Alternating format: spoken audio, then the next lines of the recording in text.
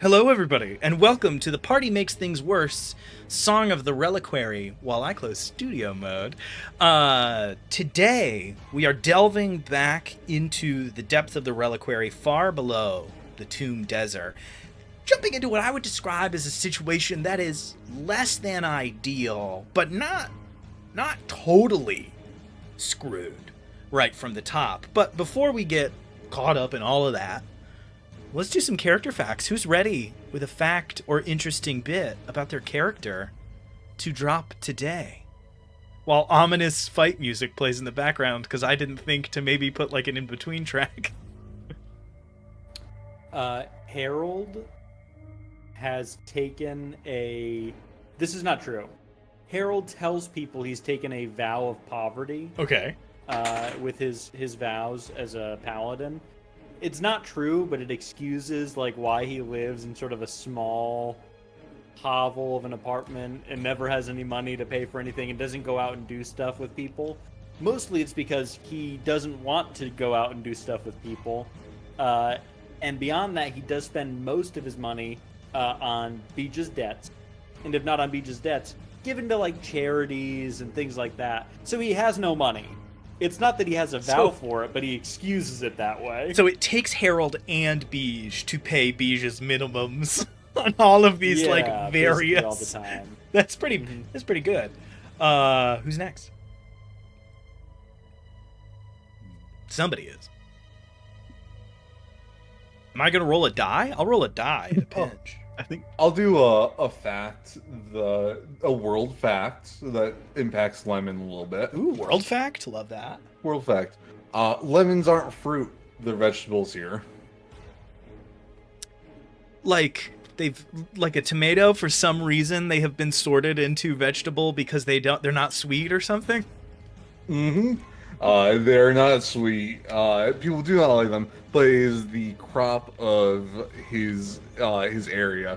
Because if they were trees, lemons wouldn't grow. They'd be bombed. The trees aren't in Glint's wake. So wait. So you have just made it. You've just made it so that lemons in the world of Prospect grow in a completely different way and fill a different spot in their ecology. All right, guys, we're getting. I gotta write that down now. Like now, that's a fact about the world. All right, fine. Since the Fadia world building rules are starting to bleed into the other streams a little bit here. All right, who's up next? Now that lemons are a vegetable and Harold spends all his money on Beej. Not beating the Beej and Harold are boyfriends allegations, even slightly, by the way. Like, really leaning into that, just fully every day. We're a domestic partnership. Now, what was that movie with Kevin James? Oh, I know exactly what you're talking about. I know. I now declare you Larry and I declare you Chuck and Larry, I think? Oh my goodness. Just wild pull. All right, who's up next? All right, so I think Hilfer's been doing a lot of his research on his own, partly because when he was like initially assigned to go like beyond the library and help with like some research for some other groups in Cradle, one of them actually was like kind of like their own version of like Doomsday Cult that was trying to create a more direct portal to bleed Cradle and Prospect together, and he was like going along his things like, oh yeah, I've got all these materials. It's like an interesting kind of like about these like portals that you're researching and stuff, and kind of completely missed that they were trying to create that until his next supply run of like their version of like I guess the ILL of Interlibrary Loan of bringing them some stuff, and they're like, oh, hello administrator, or like higher ups, like as there's like a crater of like the remnants of the other people. I'll just pick up the supplies that they left behind, kind of thing, and had to like get like a little bit of Hilfer accidentally joining a cult sounds just about right. Hilfer being like, didn't realize I was getting mixed up in that, but okay. They were just really nice people. Weird. That honestly works. That makes a lot of sense. All right. Cut me off a slice of that Beej fact. So, since we're getting close to the end, we are. Beej he has been receiving many letters. Obviously not now, but probably Harold's mailbox is filled up to the brim with letters from Beach's wife, to this Beach. Okay, so wait, so Beige letters the from younger's wife. Beige the Younger's wife. Okay, gotcha, gotcha. Beach's sister-in-law? Is that what it is? There you go. No. There you go. Is that it? Okay. Many letters, like too many, like a suspicious amount. And Beach has just kind of been like opening them, like, classic. I'll get back to her like later. But she's been sending a lot of mail, wondering if Beach has seen Beach, and Beach will not respond. All the beaches are missing. So, We're all yeah, the beaches are all in the wind. where's the Beaches? Now the question, though. Now I've just realized something in this moment. What happens to the names of all of the beaches if Mr. and Mrs. Beach have a third beach? Do we get There's two Z's. Two Z's? Okay, we just add Z's. We just stack. All right. So if it was like So those your Great Beach Depression is the first of your families name. that had like 12 kids. Original Beach has 12 Z's and then their name at the end. That's brutal. All right. Well, with that out of the way, a couple of character facts down, I think it's time for us to pick up and for the music to finally make any sense at all, which I'm very excited for. I have reached the point where I do need to write out my recaps because we've been down in this mine for too long. So last session, our party delved deep into the cathedral at the bottom of the Reliquary, hundreds of feet below the sands of the dead expanse of the Tomb Desert. Encounters with terrible walking prisons, foul necromantic servants, and the clawing song that unites them have driven you all here. Having bested another Bastille and freed the cleric held captive within, Lemon and Harold ran ahead in pursuit of their ally, the automaton L43, while the rest of the party was forced to delay, catching their breath and healing from a pretty intense fight. Forging into the labyrinthine dark of this underground cathedral, Lemon and Harold caught glimpses of countless rooms suited to dozens of purposes until they finally found their quarry. In a 65-foot wide circular chamber of dark masoned stone, L43 rests, half reclined on a large altar in the center of the room, their sword arm rent asunder at the elbow, which Lemon is now carrying, and their gun arm pointing at their attacker. Closing that distance with terrible speed is the once enfeebled form of Calhoun Miller, now standing with the bearing of a soldier, eyes burning with a focus and hatred that seemed to have never touched Calhoun's face in all the long years of his life, the blade and shield of Relgor Orain held fast in his hands. The walls are covered in racks for weapons of all shapes and sizes, daggers, spears, swords, polearms, bows, enough to arm a legion of soldiers. Relgor Orain, Swordmaster to Balyar Deathwoken, will act first in initiative. He succeeded on that roll. But before that happens, we have two very important rolls to make. First, we need to roll to see how long it will take the party to arrive. And second, we need to see how long it will take for the assembled Votai to arrive to support Relgar. So, I can go first or I can go second, whichever you guys like. Who wants to take... It should be... Maybe Harold and Lemon should each roll a d6? And an important note, because he's a monk and has a very fast movement speed, Hilver will get there twice as fast as these dice would reflect. And I'm led to believe he has some shenanigans related to that we will get to in short order here. So, you guys ready to roll those 2d6? I got mine. And I'll roll mine. I'm rolling both, though.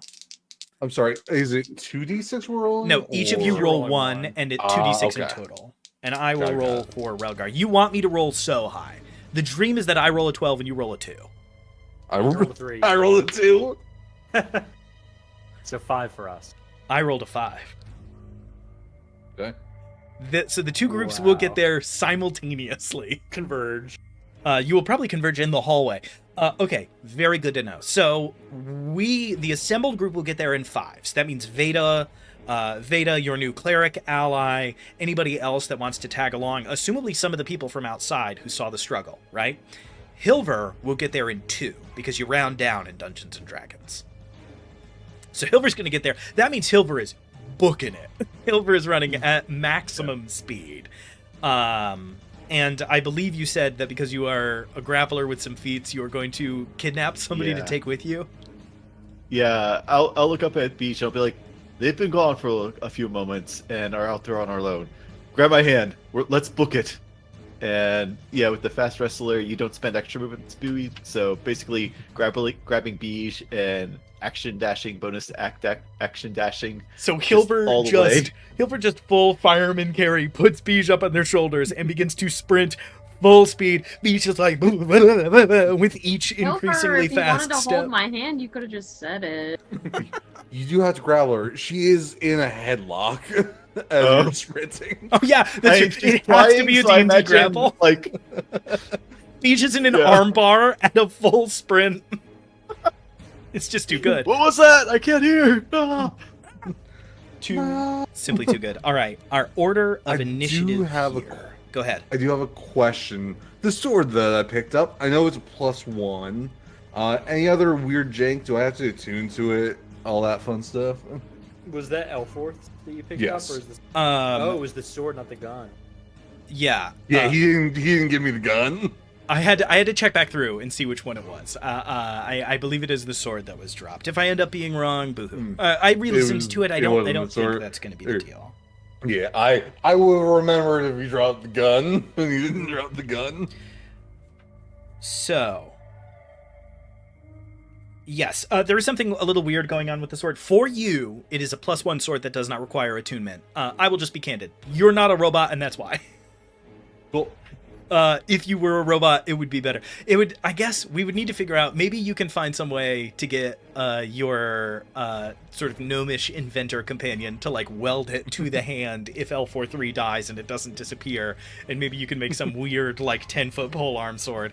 I don't know. We're gonna have to get there when we get there. I guess that would be an Icklewa, right? Those are in D&D, like a little short spear. Okay. True.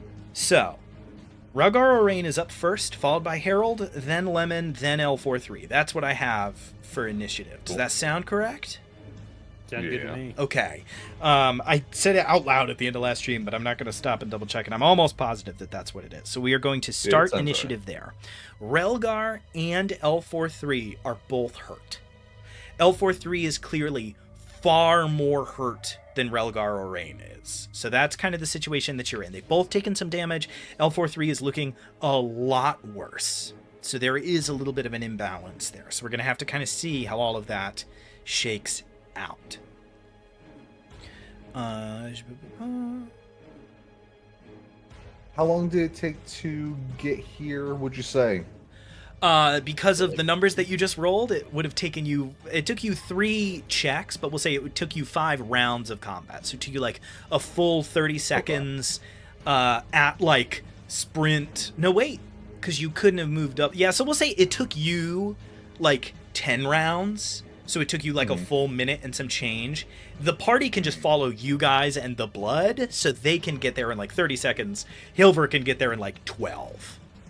Cool. I just want to make sure my magical weapon was still running, and it is. Yeah, it probably would be. Okay, very good, very good. So, up first in the initiative is Rhaegar Orain. Relgar in the body. For the record, we are in roll 20 today, so if you can mosey on over there at your leisure, that would be fantastic. Everybody should be able to see. If not, I'll change it up a little bit. Rhaegar Orain has closed the gap with L43, who's kind of leaning back up against this dais that he is putting his weight on. As Relgar runs forward, he casts just sort of a brief glance over at you all, noticing that the door has flung open and that you two have stepped inside, but he seems to still be focused and not quite ready to split his attention yet. What he does do is take a 5-foot step up to the edge and then climb up onto the structure to put himself on the opposite side of L43 as all of you, giving him half cover if you don't move. He immediately redirects to make sure that he has some cover between you and him, and then as L43 like swings around trying to get around as fast as he can with the gun, goes to cut down twice and try to deal with this automata as fast as he can to focus his attention on you. You watch with his... Ooh, okay. First attack hits. He swings down with this sword. It's this, again, bronze-looking, sort of what we would think of as kind of ancient Greek, sort of almost a short sword, something like a gladius, a little bit, clutched in his hand. He is going to stab down with that, which does work.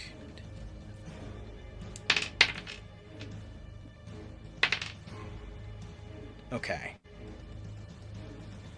As it sinks into the side of L43's plating, you can see that there is this almost like heat waves rippling off of a hot road are coming off of the sword. And as it cuts into L43's head kind of stiffens. And even though their face is mostly expressionless, you see some points of tension, some pain. You get the sense that this is not just slashing their armor. It is cutting them in some other more profound way. He does miss on his second attack. He cannot quite sneak past the AC there. Seeing the situation being what it is, he is going to bonus action disengage. So it's 5, 10, 15, 20, 30, 35, 40...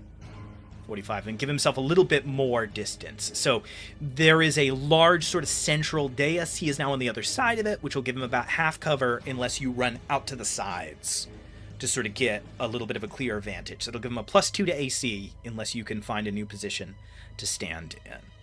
That's Relgar's first turn. He hasn't spoken yet. Just a grunt of exertion as he cut into L43 and then backed up, seeing that allies, assumably of this automata, had arrived. Up next in the initiative is Harold. Harold, L4 looks really bad. What are you doing? Harold sees that things are looking a little hopeless there, and he's going to cast Infernal Challenge upon the old man whose name I've just forgotten. Calhoun. Got it. So I move like 20 feet in closer, cutting a diagonal next to L4th, and I cast the Infernal Challenge.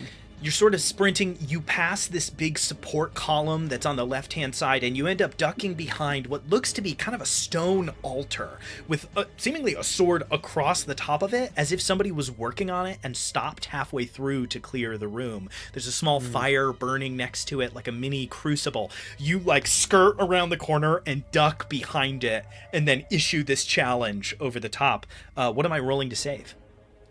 This is a 14 Charisma. 14 charisma. Okay. Let's see what happens. 9 + 2 and 11. Not that 11. Good. Not that good. In that case, so first I break my concentration on my shield spell, so I can focus on this. So I've got a +2 bonus to AC again, so the shield essentially doesn't matter with this. Fantastic. And the target has disadvantage on attack rolls against creatures other than me. And the first time the target tries to move away from you on a turn, they must succeed on a charisma saving throw, or their speed becomes 0 until the start of their next turn. Okay, great. So you also sort of positioned yourself very well then. So Calhoun, sort of over by this large, what looks to be like a grinding wheel, stops, trying to keep their eyes on L43, who is near this big central structure, which you know is probably what L43 is here for. Cannot help but have their eyes drift over to where you are behind the stone. This infernal challenge does put you as an existential threat and also seems to work. And they are having to choose between trying to take out L43 with this disadvantage or focus on you. And you see that focus. Again, very locked into the changing situation. All right, cool. Anything else on your turn? To close off the turn for the action, Harold pulls out his gun and shoots twice. I forgot you had one. Yeah, he doesn't typically use it. Only in a pinch, really. Yeah, Harold pulls this gun out. Alrighty. As you gesture with this, you do see, thankfully, for once, Calhoun, Relgar has seen one of these before in his fight, so he doesn't get the, like, panicked confusion you've seen on most of the Votai. Instead, he immediately, like, drops low, like getting his center of gravity lower to try to get out of the way. That was a 16 on the first attack. Miss. And a natural 20 on the second. Ooh, definitely hits. Too bad it wasn't with Foretold Judgment. Would have been a bit better of a hit. But that's 1d6 plus 5. 1d6 plus 5, great. So the shot rings out. Hilver and Beige sprinting down the hallway. You hear a shot echo down the hallway. That's 17 damage. That was 17 max. damage. Woofa doofa. I told him that. I learned it from watching you. Well, between the Votai and our party, we know Beige, only one group of them has guns. So this is actually really so because of that, I do want to say that means that essentially you guys won that initial roll by 3 because Bartholomew is not with us today. So you guys really are in a pretty killer situation here. Okay, very good. That's Harold's turn. Lemon, you're up. All right. Yep. I am also moving a little bit. Not too much. Just over. Roll20 is doing something weird with me. Yeah, what is it? Every time I right click to drag the map around a little bit, it like throws me out of Roll20. So. Reload it. Every time I Does it do that, really it fully closes the. You can Roll move with 20 your tab. you can move with your mouse keys. You can move with your mouse pad. Oh.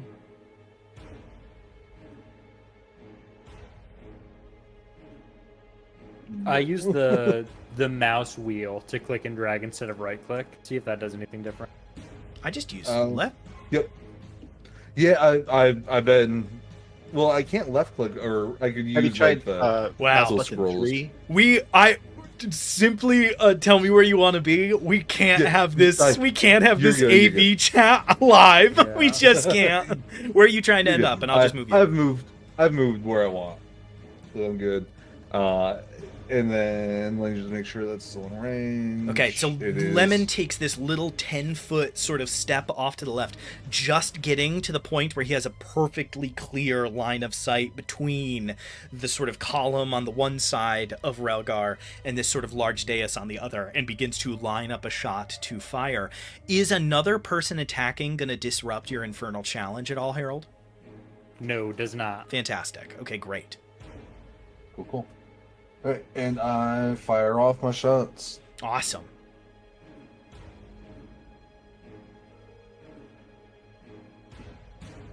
First one is 18 plus 10, so it's 20. Hits. 21 actually. Or 28. Yeah, 28, but then 29. Yeah, because for now- sure. If we were playing Pathfinder, this dude would be boned. Yeah. All right. Same roll, 18 plus 11, so 29. Why'd it go up by 1? I forgot to add my magic weapon. Oh, bonus. magic weapon. Okay, great. Yeah, those both hit. Yes. All right. And I am hitting.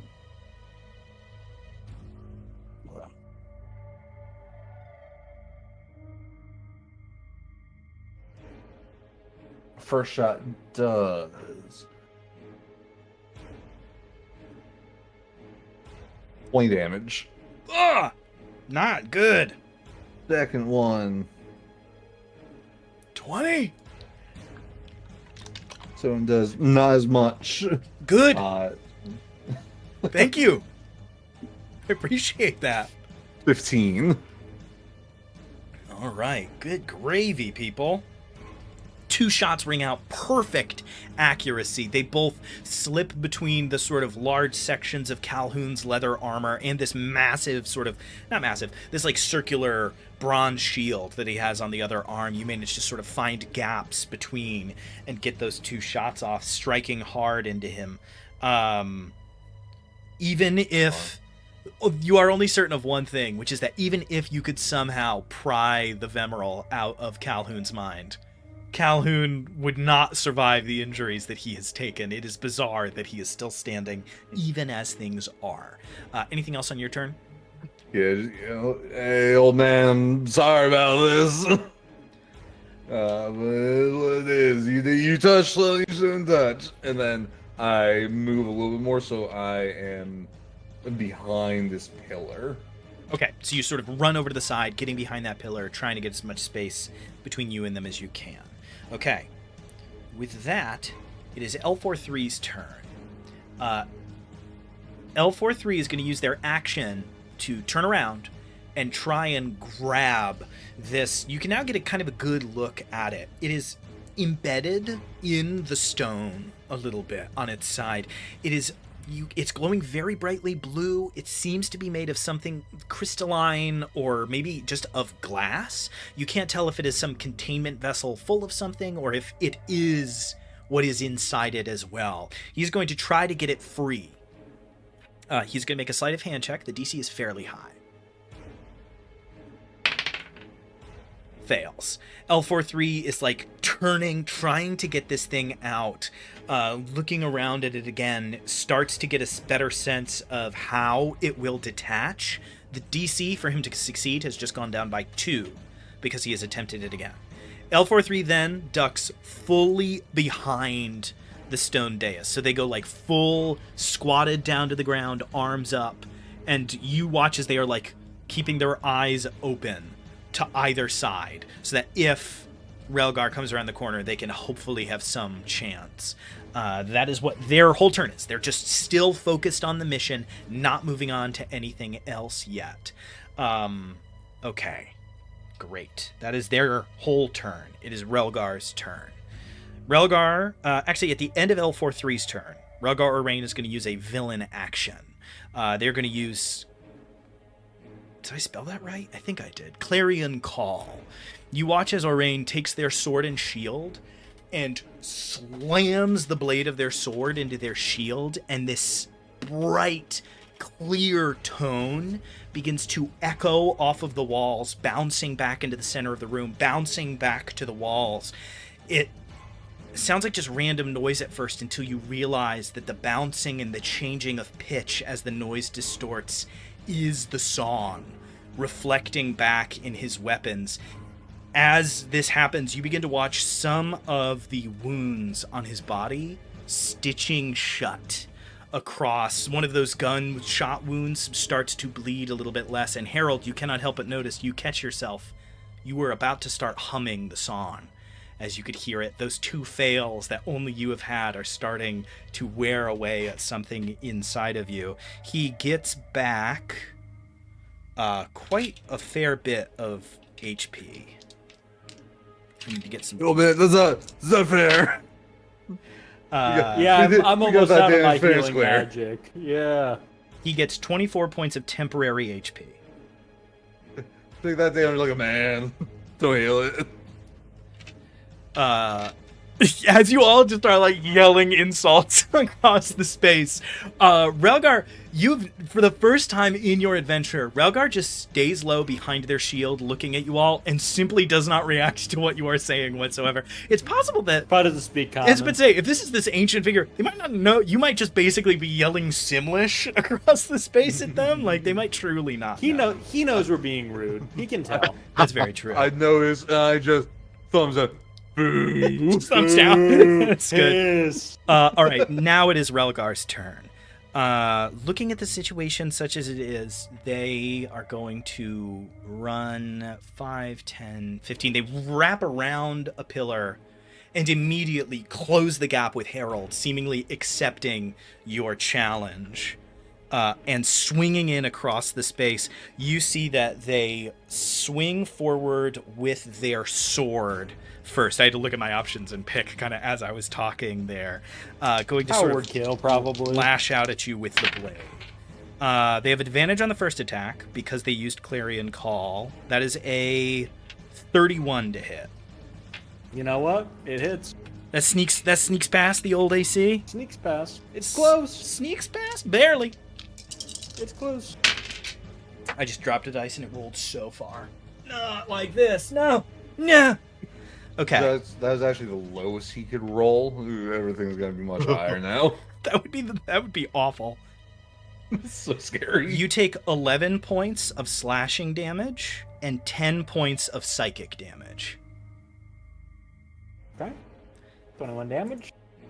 Not bad. And the next attack against you has advantage. Cool. He essentially has I believe it's the Vex property on the sword. What did it just do to him? Gave Relgar advantage on his next attack, so I believe it's Vex. And it gave Get the me first- psychic damage and regular slashing.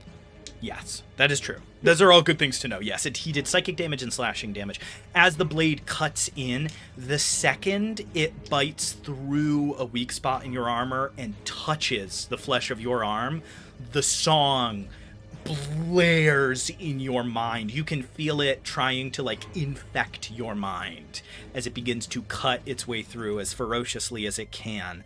Not enough to merit a save, but enough to be pretty deeply unpleasant. And he is then going to slam forward with his shield and try to basically knock you off balance. 24 to hit. 24 hits. Okay. Barely. I didn't know if you had some 23. shenanigans. Yeah. No reactions for me. 23 is the AC. Okay. This might be it. We'll have to see. Less good, but still okay. You take 7 points of bludgeoning and 8 points of psychic. Are you still up? 16 points of damage. I am still up. Okay. Ah. And your next attack has disadvantage. Cool. As you are, I believe it's sap from getting smashed in the face by this shield. It just rings your bell enough that as you kind of falter back, you're having a little bit of trouble getting clarity.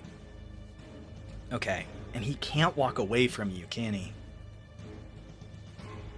Or it needs a save or something. No. Yeah, he needs to make a save. And if he fails, then his movement gets dropped to 0. It gets dropped to 0 until the start of his next turn, so it doesn't really cost him anything to do it. It actually doesn't really matter because of where he is. He has a little bit of movement left. He is going to take a little 5-foot step to make a few more things be in the way. So he'll basically get half cover from Lemon, unless Lemon can really haul ass around the corner of the room. All right, that's Relgar's turn. Okay, cool. Up next in the initiative is Harold. Harold, a little battered after this sudden burst. You see Calhoun, who you've always seen kind of sticking to the edge of the fight, firing his cannon from the corners, taking these careful advances, just sprints into the middle of the melee with you, trades blows, and then takes a little 5-foot step back into cover. Physically, this is a completely different kind of character than what you had encountered before. You don't know if Calhoun was being shady or if Relgar is pushing his body to the limit. Harold jumps around the stand holding the sword and then circles around Calhoun to sort of flank him from the back. Harold, And he's going in to full swing plate up mail, twice. does a Oath of Glory Paladins, man, does a backflip Oh, yeah. over the stone dais, lands on the other side, sprints around to his corner.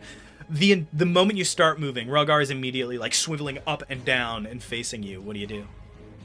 He's Harold swinging test swings as he goes around to keep him from stabbing.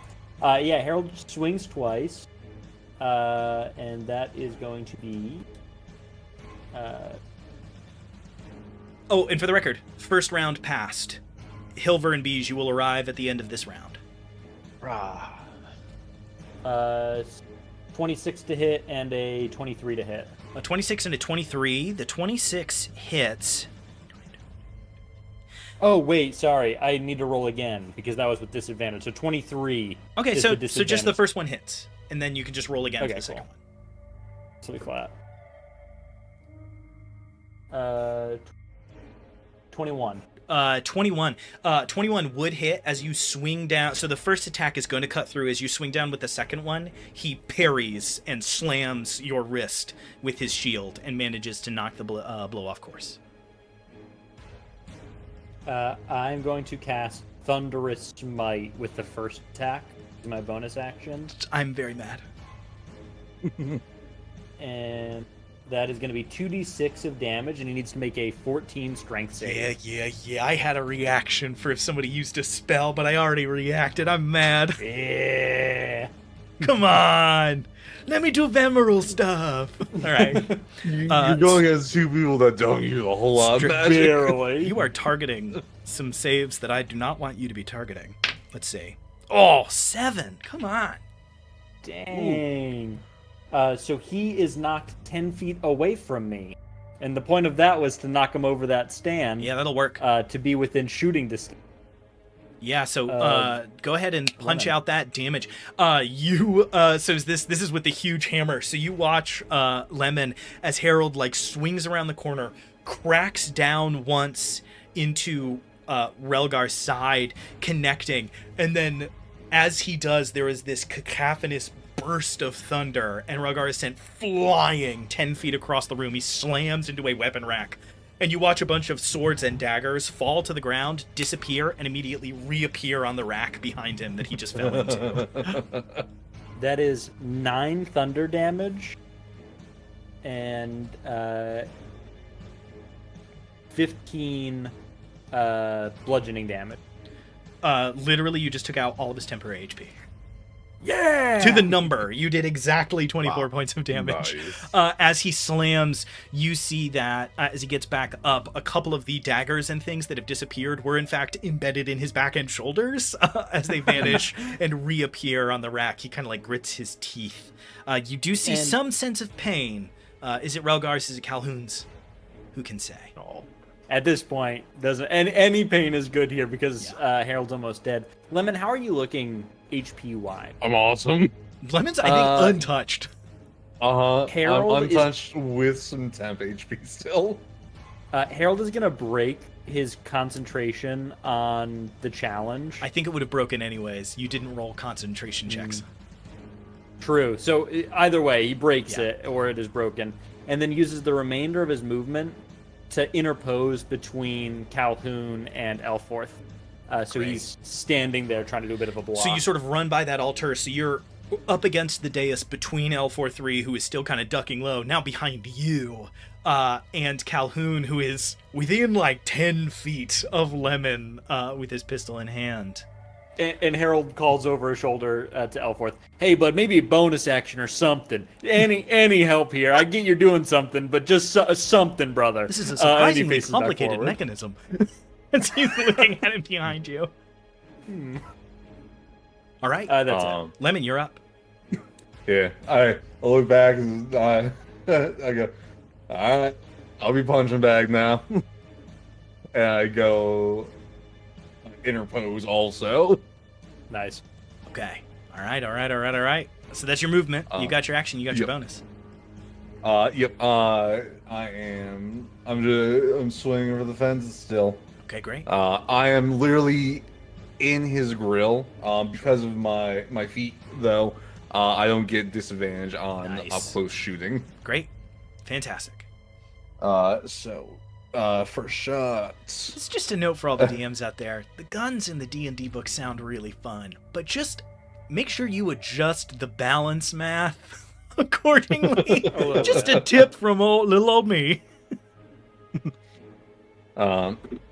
First one is going to be 23 to hit. Okay, 23 to hit. All right, that definitely hits.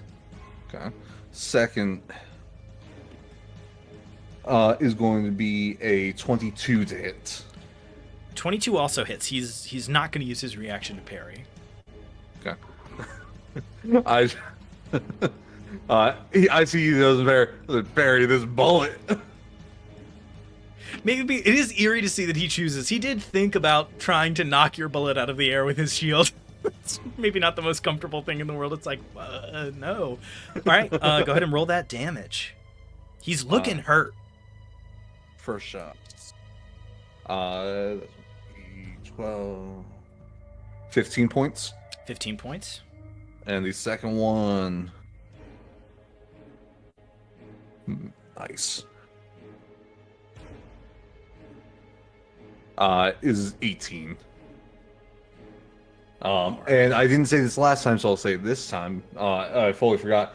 He is sapped. So Disadvantage on his next attack? Yeah. Very good. Okay, that is great to know. At the end of your turn, I'm just going. Bonus action. nothing's going to happen. Don't worry about it. Bonus action. I'm reloading. Okay, you reload.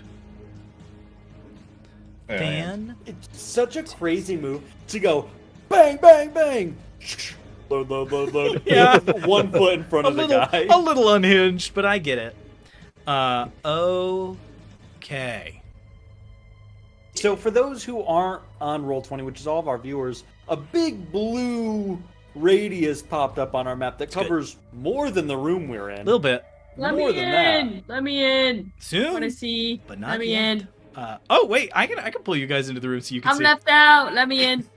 I can just drop can your see. tokens in so that you can see. Here you go. I've been watching a black screen. Please. You should have said something, so I'll just put you guys. I put you in the like little foyer. I thought I wasn't allowed because I wasn't Dale yet. No, you're fine. You're fine. So for the record, that was. I The, go- you're like. Oh. Oh! All right. That's So what I mean. this Relgar uses his second villain action at the end of your turn. Yeah,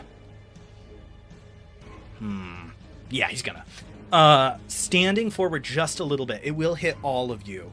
You watch as the form of Calhoun Miller begins to, in this, because it is still Calhoun's body, this kind of, you can hear the accent is still cooked into his vocal cords and his mouth. So there is an almost kind of bluegrass twang to it as he opens his mouth and begins to sing in an odd display in response to your reloading. He begins to sing the song that you have heard so many times. No. This time Let filling me the space, in, please. Let me in. echoing across. I need everybody in the room to make wisdom saving throws.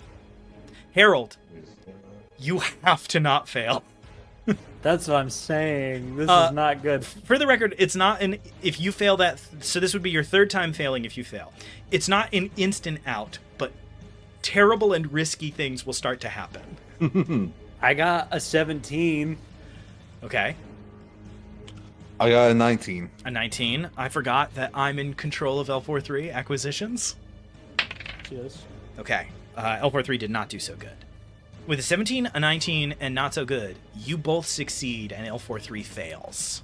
Let's go! L43 is restrained. You watch as this echoes across the space. L43 like twitches a little and then stands. Very neutral faced. And is kind of gazing off into the distance. I need to say this. This might retroactively affect something. He's within my aura. So he does get an extra bonus to his saves. I don't know how bad he did. How much is the bonus? Because he did not do well. 3. Okay, still a fail. Okay. A plus 3 fair puts him at enough. a 15 from a 12. Close. So you actually are relatively close. I couldn't remember if it was any more than that. So L43, sort of wavering on his feet, starts to look off into the distance. That is Lemon's turn. It is L43's turn. L43 walks 5, 10, 15, 20, 25 feet directly up to Calhoun Miller. He's doing it! In a Yeah, daze, use the he just- actions! Oh, wait. Like, strides right by you. As you are, like, interposing, you just suddenly see him moving past you. And you're like, what are you doing? As he walks right up to Calhoun. And you watch as he stands there and, like, holds his arms up to make himself defenseless. Oop. Okay, that's L43's good action. L43. He takes Yeah, whatever really the opposite of the dodge action is. L43 takes the hurt me action. He takes the I want it, I promise action. Takes the sacrifice position. As he walks up, the doors leading out slam open, and Hilver, carrying Beige, sprints through the open door and sort of deposits Beige. I need both of you to roll initiative. Beach Yeah, throws and up. I think with the way the grapple is, like Beige is like pointing a little bit forward. So as we're approaching the door, Beige like grapples it open and throws it open ahead of me. Beige's horns blast through the door. All right. Ow! I And I did, got a for the record, I 19. did flip it. Lemon was supposed to go before Harold this whole time. I found my notes. Oh, It doesn't that's really all affect right. anything because the two of you ended up being kind of side by side. Hilver, what was the result of yours? 19. Oh, between you and Lemon, who has the higher dexterity bonus?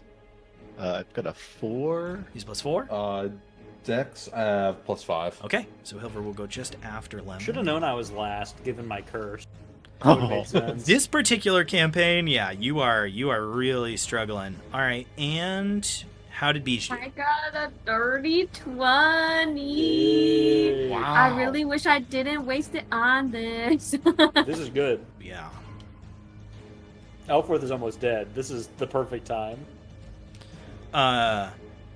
Okay, Calhoun will still go before you. It's close, but that is unfortunately the way that is going to lie. So we are at the top of a new turn. You see Calhoun is still singing this song, resonating off the walls. His wounds have been reopened as the damage has been done, but you are all starting to hear this like static. In what we would all know as static and your characters would know as something unfamiliar and scary. In the background, you're hearing this like white noise almost, like from an old TV, is starting to kind of fill the space. And you can see that as Calhoun is taking these breaths in and out, the noise will flare. You get the sense that these like crazy manifestations he has been doing, he has not used all of them yet. There is something else kind of in the pipe there. So just for tactics there. All right, we are at the top of the order, and it is Calhoun / Relgar. It's Relgoon's turn. It is Calgar. Oh no, that's just the name of a barbarian. It is Calgar's turn. Surprising nobody, Calgar is going to hit and automatically crit on L43 acquisitions. No! I do still have to see if he gets past his AC. He has advantage, but he could theoretically miss. Or he also has disadvantage. Oh, Because so this actually matters. It's a flat Cancels roll, and he needs to hit to crit. So this is actually, I would have to roll pretty poorly, but we'll see. Langston's taking direct control of Elforth. Langston assuming direct control. Still hits 22. Ah. Okay, I've got some dice. Talk amongst yourselves. I've got dice to roll. So We leave you guys sway. Who Oh, wants to take what body part from L after he dies? I mean, the head's pretty cool. We could put his head on that other body, maybe. Hey, Because it'll that'd already really be funny. severed. This is dark. I like it. How Yeah, much do you without think he anything. goes for? A Do you lot. think if we put his head on that other body and it brought him back to life, do you think that like the railroad would owe us a favor? Would we be able to cash that in? What are Ask the me that relations when with I'm not the, running combat, and I might have an answer for you. We'll have to see. So What are their relations with... Oh, he hits, crits, does 38 points of damage. L43 Cool. is still up, but just by a hair. That blade, you see, it's not even a slash. He takes the short sword down and stabs like down through the collarbone and into the chest cavity and just like rips it around a little and pulls it out. And L43 is still up. You are all very glad you never had to fight L43 in some other circumstance. That gives him advantage on his next attack, but L43 gets to try to succeed against being restrained now because he's been attacked. L43 breaks out of being restrained. That is Nice. extremely important. That means this is not a crit if he hits. Okay. He has advantage. He hits. Ooh. Um, Does anybody have a reaction, perchance, that might... L43 does. Okay. I'm just seeing if he has to use it or not. He does. Okay. L43 is going to use it. He can only affect the psychic damage. He takes 14 points of slashing damage and 6 points of psychic damage. He halves the psychic damage to 3 and so is still up by by an absolute whisker of HP. You watch this just brutal combo. Stabs down, pulls up. L43 stands, looking confused about where they are, just in time to catch the shield to the face. As he, like, whips back, this, like, ringing psionic energy, you watch some of it just immediately dissipate. Like it is thrown off of L43. Okay. L43 is in the single digits for health. That is his turn. Harold. I'm only one away. So, Harold's yeah, at a big Harold- 10 Wait. HP. Wait, before you go, I'm still Oh, wait. blind. Beige. Yes, and I'm still blind. Do you have no... you have vision? I can control beads right now, so maybe it's just that I nope, have. I see what it is. Oh. I got it. Nope. It should be fixed now. Reload the page. Yay! Yeah, I just clicked the wrong thing. There's like Okay, 63 tabs in Roll20 you have to click for people to be able to see, and I got a little crossed somewhere, so there you go. It's your turn. You So- see Harold is so hurt. You see that L43 is barely standing. Calhoun is also very badly hurt, and Lemon is in melee combat with a bad guy for maybe the first time this entire arc. Pretty much. Things aren't looking good, is sort Yeah, of what's being said here. Yeah. I don't like this. So the song is still happening or no? It is still ringing throughout the space. There's no new wisdom saves being made. It seems like it is building to something that you guys don't want to happen. Okay, so if I cast silence perchance, would that maybe? You can It's try. either that. It's either that, or I'm going to heal Harold. So. It's up to you. Ugh. All right, I'll try it. It's Okay. fine. It's As worth does silence have a verbal component? Like if you look at does it say VSM? Does it have Yes, V? yes. Okay. Hmm? As Beige goes to cast silence and throw their hand out, you begin to whatever the incantation or like the verbal component of this is for you as a bard. You begin to recite it, and you all watch as Calhoun stops fighting, essentially, looks back, locks with Beige, and when Beige hits like the high inflection point, Calhoun just yells something.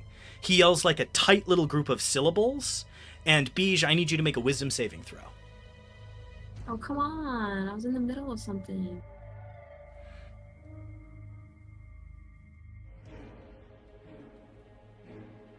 It was so close to being that one, but Oh, it's a no. 19. With a 19, you experience... Nobody has experienced this in thousands of years. What I can only describe as an acoustic counterspell. Relgar has dealt with wizards for so long that he can just yell at the right time the right things and disrupt magic. The DC was 17, you succeed, you cast silence. Let's go. Okay. That is absolutely brutal for me. How big is the area for silence? Just 120 feet. That's the range. How big is the... Oh, I thought Radius. that's what I meant. Oh, 20 feet? Did it say Radius 20-foot of radius sphere? Is probably what it'd Yes, be. 20. Okay, great. But I have, as part of my, I think it's my feat, I can extend, but I don't think that that's what this means. Like, it says I can extend the spell range, so maybe that's different. That's only for where you could hit. Okay, no worries. All right, pardon me while I draw a circle so that I know how big 20 feet... Is that 20 feet? That doesn't look big enough to me. I don't think that's big enough for 20. Let's see. Yeah, probably at least the whole thing would make sense to me. Yeah, I think so. Oh, it's 20-foot Right. radius. Dudoy! Yes. Pardon me while I try to do basic math.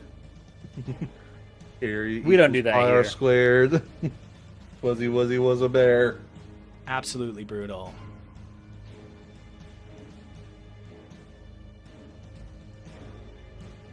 Okay, cool. Where do you want to put this giant, terrible circle? Do you want to just center it right on him? Do you want to put it a little Yeah, bit? Okay. So sort of trapping him in the and corner. honestly, wait, I changed my mind. Okay. Yes, actually, that's fine as long as it will for sure encapsulate Harold. That's Okay. what I want to make. Yeah, I'm good. There you go. All right, so that space gets filled. You all watch this huge bubble of silence fill the space, and all of a sudden it is deafeningly, for some of you, blissfully quiet. That like echoing ringing is finally out of your ears. Like Okay. an evil waterfall falling near us. Really Lemon complicated. hates Now it. long gone.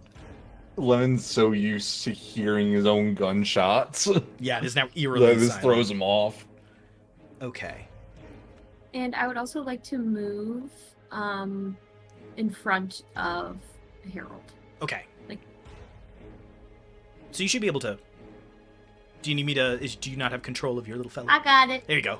And Beige sprints across the space and interposes themselves between Harold and Calhoun. All right, great.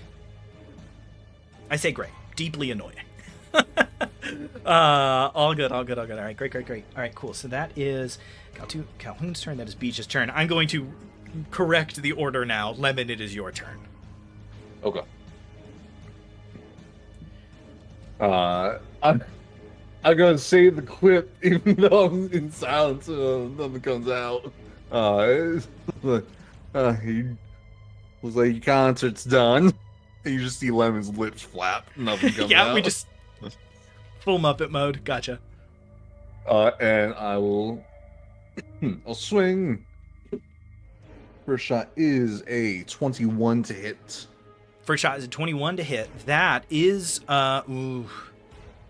can't take another attack. He reaction parries, and you watch as you fire a. He is too used to you. You try to swing this gun up in 5 feet, and he knocks your arm up, and the shot goes up into the ceiling.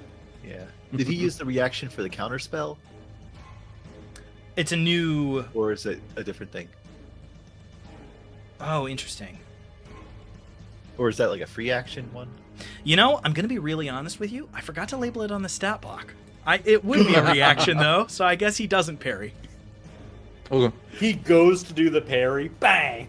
I have it listed under his with resistances, and in that little fun facts section is where it is. And I forgot to attach action economy to it, so it's a reaction. Huh. Oh, okay. Good catch. Second Homebrewing shot. has its problems. Second shot does not hit though. Okay, first shot that hits. is Second shot misses. 3 plus 11, so a 14. 14 does miss. All right. So the shots.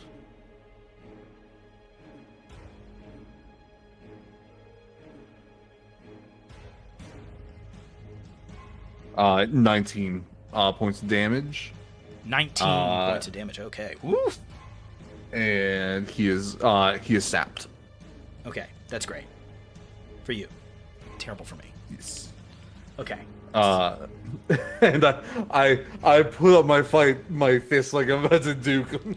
Okay, you all watch Lemon put up his fist like he's going to just get into a fist fight with this guy. I'm supposed to interpose. But Beige has instilled a deep and abiding hatred for the silence spell in me, and I just want to get that out. Just a deep and terrible hatred for the silence spell. All right, Hilver, you are up. All right. I guess the smell of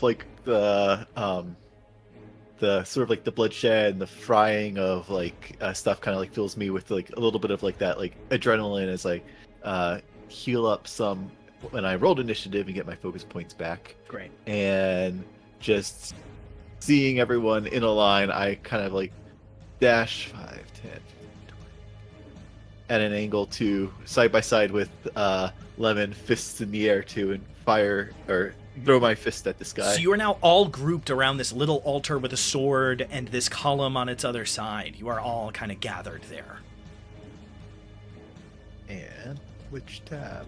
Okay. hope he doesn't have a big AoE hit. That's a dirty 20 to hit.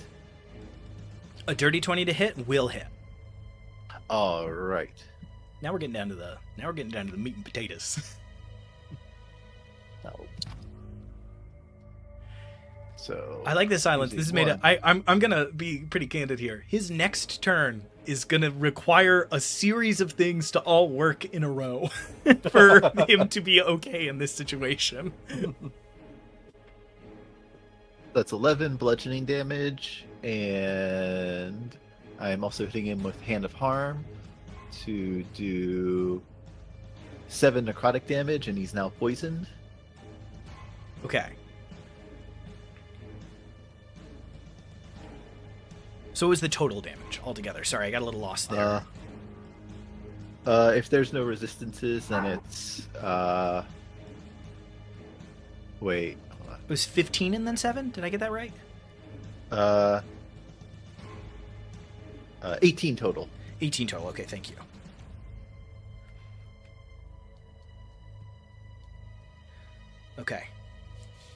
All right, still up. And then, and he'll be poisoned until the end of my next turn. Poisoned, which gives him disadvantage on attack rolls and ability checks. Yeah. Okay, great. Awesome. Not saving throws, though, unfortunately. Sick. I love it. I'm glad it happened. It's good that it happened. All right. This is good And news. my second attack will hit him now. Let's see. No, that'll be a miss. I like that you manifested it though. My second attack will hit him. It didn't, but I did. It didn't, but I thought it appreciate might. All right, cool. It hits his shield, and my hand just throbs in agony. It hit. It hit. hit. It just didn't You land. just need a shield and hurt really bad. Okay, great. Yeah. Yeah. And then I will use my bonus action to do a flurry of blows. Naturally. So 2 more hits at least, and the first one will not hit either. Thank goodness. And the last one I normally is a try to be natural a 20. I try to be a cheerleader for my players, but oof, nat 20. Great. Good. All right. Yay. So that'll be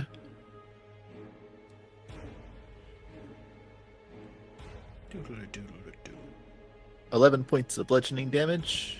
Okay. And that's already. And Did you then- roll twice for that and did the whole thing? Yeah, I did. Did the 2d8s. Okay. And I will also use another key point to try to stun him. Okay. What's the save on that? 16 con save. Con save. And no, he doesn't have 20 something. it. Okay. So Unfortunate. on a failed save, on a successful, target speed is halved until the start of my next turn. Okay, his speed is halved. You have seen him And the really next- zipping around the battlefield, so it's good that he is slowed, but there is something of a not as effective as it may be on a more normative speeded fella. And the next attack roll made against him has advantage. Okay, great. And I think also I will, or for those, I landed 2, so both of those I was trying to grapple him as well. As a part of the, you don't have to do anything for that. That's just Yeah, automatically with part that- of it. Yeah, with the whole like running with the grapple person, it's also you can grapple on hits. So funny. So it's a strength or dex save. Okay. How It'll be, so I'm rolling 2 dexterity saves. Yeah. Okay, what's Eight. the DC? 15. 15. Okay. I will be candid. His dexterity is extremely high. Yeah. Strength and charisma were low. That con was pretty high too. It's actually fairly close. It's a 7. The first one isn't. The first one's a 27. The second one is 27 and a 17. Huh. You're wearing them down. So just outside. Yeah, you go up to Alright. strike Hilver, and you are like throwing these punches and trying to get a grip, and you are hoping that maybe there would be like that this would be some like heavy long sword and plate mail kind of fighter, and instead he's wearing this like relatively small shield and this almost short sword, and you are dealing with somebody that is as fast, if not faster, than you are, and are trying to get a grip, and he is just a greasy old man, and just you cannot quite get your hands on him. I don't want to touch the little man. All right, Harold, you're up. Harold is going to cast a spell nobody's seen Harold do in this campaign. I'm sure Beach at some point probably did, but for the first Beach taught time, it to him. Harold. You're in a circle of silence. Oh, fair. There's verbal. Okay. Can you Actually, if it can pass into the silence, then you can back up 10 feet and then cast it if the It range can. isn't too long. Before I do it, though, before I back up to do that, how bad is our enemy looking? How bad is Comparatively. Calhoun looking? Calhoun looks terrible. Yeah. Calhoun doesn't look like they're on death's door, but it looks like in comparison to how much punishment they can take, they are getting to the end Pretty of bad. that reserve. Harold doesn't want Elforth to run off, but he also doesn't want Elforth to die. So he's doing some quick mental math here where he's like, he could cast Shield of Faith on Elforth to give him a chance to run away and not take an attack. But he wants Elforth to take part in the fight so we don't all get wiped. So instead he steps 10 feet back and casts guiding bolt. And to do that, he gets a divine smite in his hand and slams it into the herald's armor, and it and blasts out from there. That's what guiding bolt looks like from Herald. Okay. And that is He +6. He is going to get a bonus to AC because there's 2 people in the way. Yeah, it makes sense. Maybe... And you have advantage as well. But you have advantage. I might move 10 feet down as well, or 15 feet down as well. So that way there's only one person in the way instead of 2. There's a person and a pillar in the way. Ah, of course. Then in that case... Damn pillars. I'll move 15 feet further up on the, stones. Okay, now there's only one, so it'll only be a +2 to AC instead of a +5. Sick. Smart so choice. from that vantage point, I cast Guiding Bolt with advantage. Well chosen. I needed the advantage. That was a natural one. Ooh. That was a 15 plus 6, 21. 21 does hit. And that Now one roll. you And you can't. definitely... And I don't think you can parry a guiding bolt. That Kinda doesn't crazy. sound right, so I'm not going to let him do it because it doesn't make any sense. His reaction's still out of commission too. It's true. I roll 5d6. Wow. Damn. On that one, that was definitely spiking me in the back of the head. Yikes. I wish there was a rule for that. There's not. Oh. That Oh, is bro. 20 points of radiant damage. Okay. And I'm down to 1 second level spell It's looking slot. pretty bad now. It's looking pretty bad now. All right. You're down to 1 second level spell slot. Great. Awesome. I have no problem with that. It is the top of initiative. That is the third turn. You are 2 turns. You begin to hear in echoing down the labyrinthine hallways. This place truly is a maze within the cathedral. You begin to hear dozens of sets of footsteps pounding down the area. You know that the Votai are coming, and they will be here soon. I think everybody else doesn't hear it, but Harold steps out and casts the spell yeah. and hears the coming in, so he knows and nobody Yeah, else you guys are on knows. silence, and Harold, you just start. You hear the like temper and beat of things on 2 feet in heavy armor, things on 2 feet in normal, things on 4. So like creatures scurrying along the walls, and in the distance, Harold, you hear a very heavy set of footsteps. Oh no! You hear a very heavy like a slow, heavy, plodding footstep in the distance. Okay. That is back to the top of initiative. It is Calhoun's turn. Or did L4 go too? Oh no, L43 is last in initiative. It's his turn. And he will have advantage on this attack because of my guiding bolt. Gaining the advantages. So I want one of you to roll it. If he attacks. I was gonna say, L43's instructions are not to attack and kill Relgar or Rain. That is not what he is here to do. So here's what I'll say. If somebody would like to roll, I don't even know, just a luck check. Let's just call it a luck check. On a 1 through 10, he's going to stay on mission. On an 11 through 20, he is going to decide that the best way to complete his mission is to kill this guy. Who would like Which is to for make sure that check? true. So we'll see. I'll roll it. Okay. A 17. Nicole nervously crocheting. Oh. Okay. L43 is going to go for it. He has his gun. Not a guaranteed kill if he shoots, if he hits, but we'll see. And this is why I didn't give him that shield of faith. Make him get in the mix. Force him. Force his hand. Okay. That's a hit. We're going to roll some Let's go. damage, and we're going to see what happens. See what happens.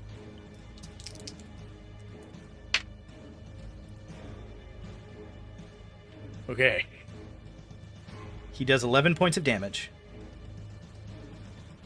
Calhoun is still standing. But not by much. Not bad. Not a bad try. Not a bad Okay. try. With that, it is Calhoun's turn.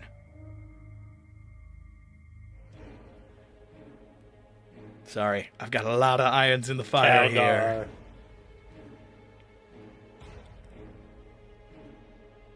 Okay.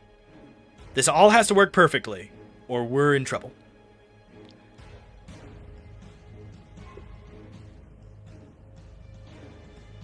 He's going to bonus action disengage.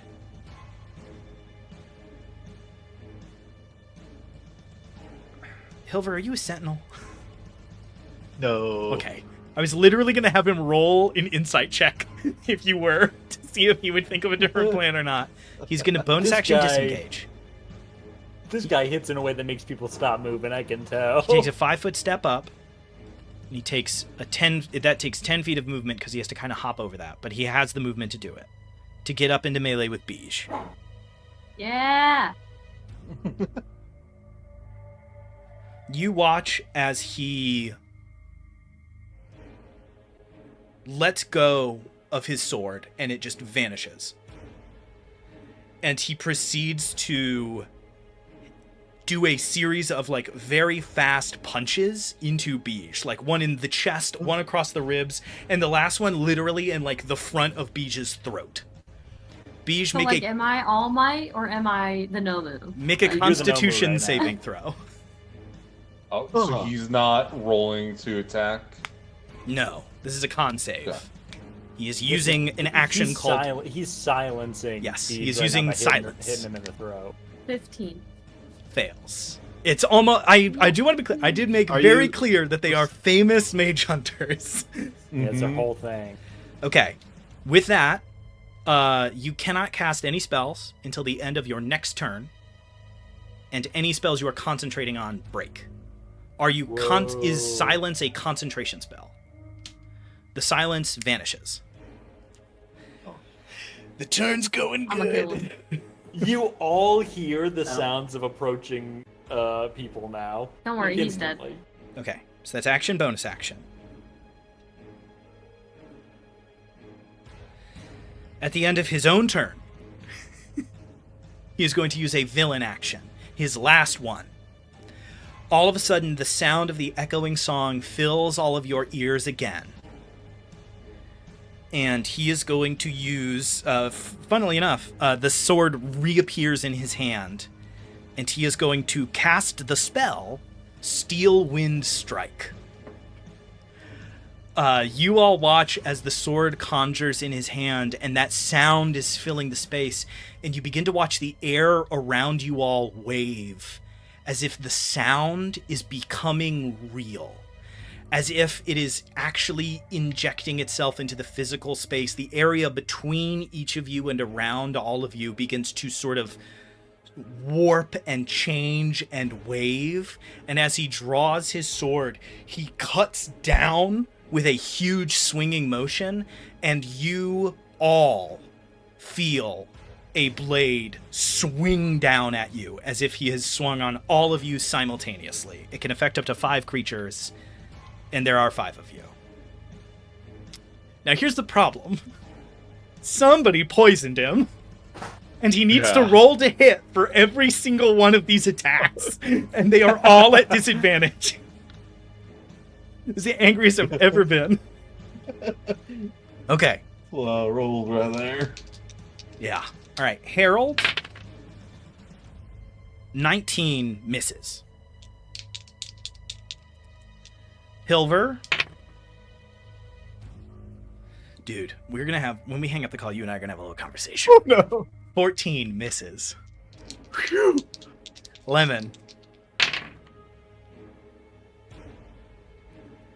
17 17 is my AC. hits. Thank goodness. I'm going to reaction cast shield. I'm going to hang up the call. Let's I'm go. heading out. I'm heading out. Bye, guys. Have fun. And there's no longer a silence bubble, so you can cast it. Yeah, true. He has his reaction back. He can't. He's gonna. Make a wisdom saving Counter. throw. Make a wisdom saving throw. Yep. DC is 17. No. I got 4. You go to cast shield. Shield has a verbal component, right?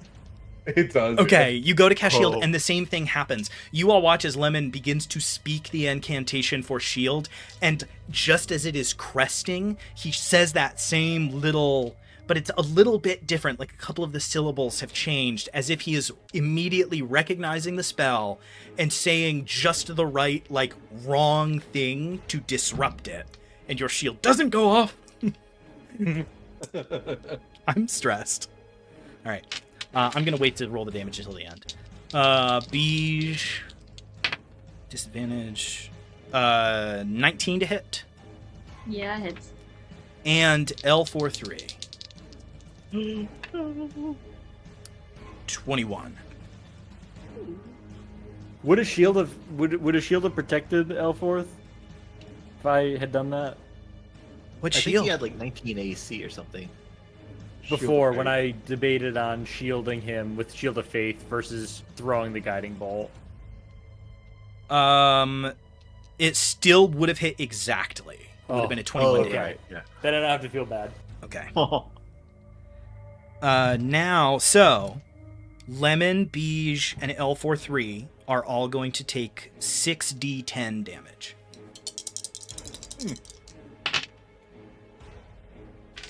Not 6 fine. ones.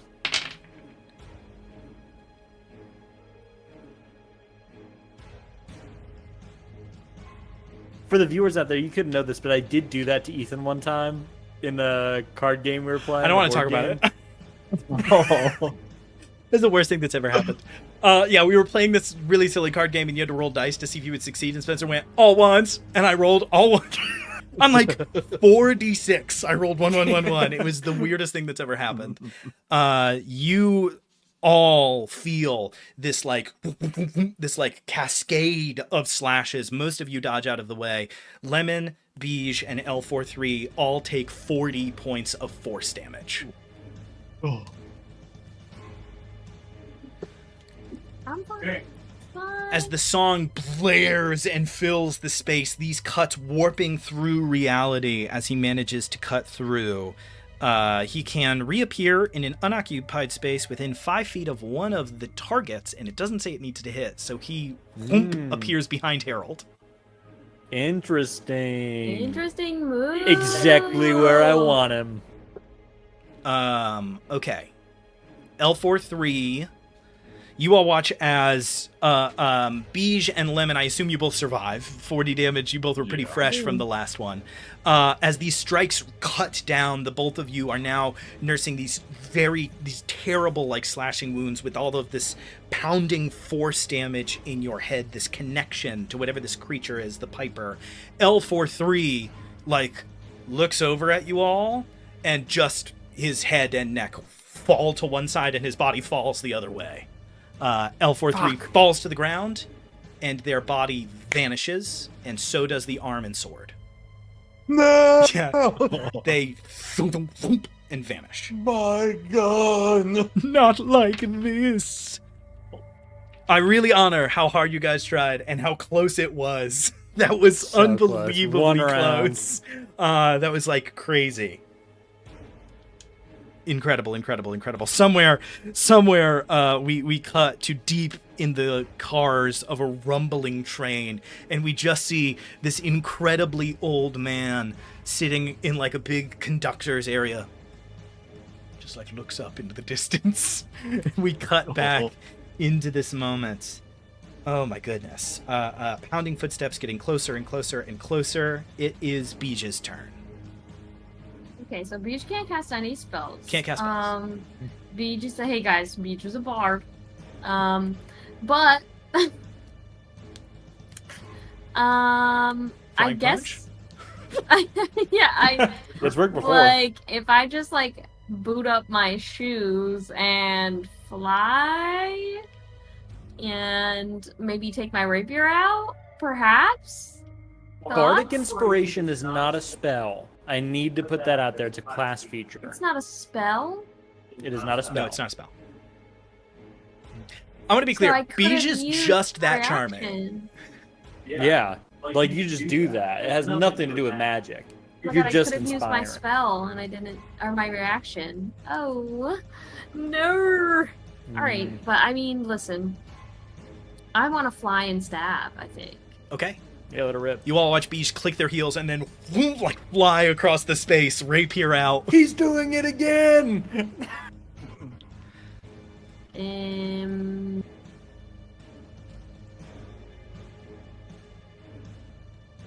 Oh no. Okay, so it's 18. I mean, An 18 hits.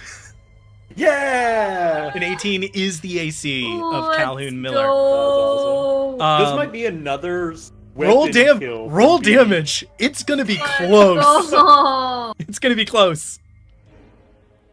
Still not fighting the boyfriend-husband allegations here. Every time Harold's close to getting killed, Beach just like stabs Goes somebody full to sicko death. mode. It's a 3, so I think I'm gonna reroll. I would like to use my inspiration. Oh yeah, can you? Inspiration. Yeah, sure. Inspiration to Three. reroll damage? Yeah. Yay! Yeah, I'm I down. think in the new rules, it's any time you roll a die. That'd be you great. can I think use that an would make sense. inspiration to- Sure. Okay, not much better. It's a 6. Okay, R.I.P. That's rough. That's okay. It's fine. It's not I'm rough. like literally okay. It's not rough. A 3 wouldn't have done it, and a 6 will. Describe Beige No, killing no. Calhoun Miller. He had 5 HP left. Yeah! No freaking way. Yes, freaking way. Beige's kill count of bosses only is so high. It's so funny. And he does nothing until the end. Just a full bumblebee, just blade out, flying across So the you to distance. take away my magic and silence me, or stop me from taking to a magic. I'll show you. You can't take Beach's voice. What is it? I'll What take is your it? voice. What does it look like as Beige closes the gap on flying boots and kills Oh, it's- Relgar Rain? It's disgusting. I think it's giving, up from above, and then he like disengages his flying boots and just lets it rip like through as far as it can, to the ground. So he gets above him, he stabs it in the top of his head, and then lets his flying boots go, and it just Fully rips like down with his pins weight. him through the skull Yes, into the correct. ground through his Yes, rib yes. cage. Calhoun Miller's last adventure ends in blood as he is pinned to the ground, a blade going from head right to toe. I think the last thing Calhoun sees is Harold spinning, weapon drawn, and then Harold smirks and like reholsters his hammer, and Calhoun's like, "What?" Straight through, totally unawares of that attack.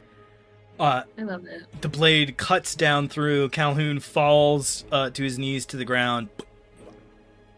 Jaw and mouth kind of still moving as the last couple of neurons fire, saying words in Deathwoken that only Hilver would understand, as him just muttering under his breath, "To me.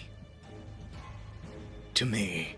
And the footsteps getting louder and louder and louder as his hands sort of slacken to the sides. Sword and shield still gripped tight in his hands despite his death. And with that, we are going to take our break because I need to take it. We're going to take 5 minutes there, so I'll see you back at probably like 9:03 for the second half of our session here. Thank you all so much. We'll be right back.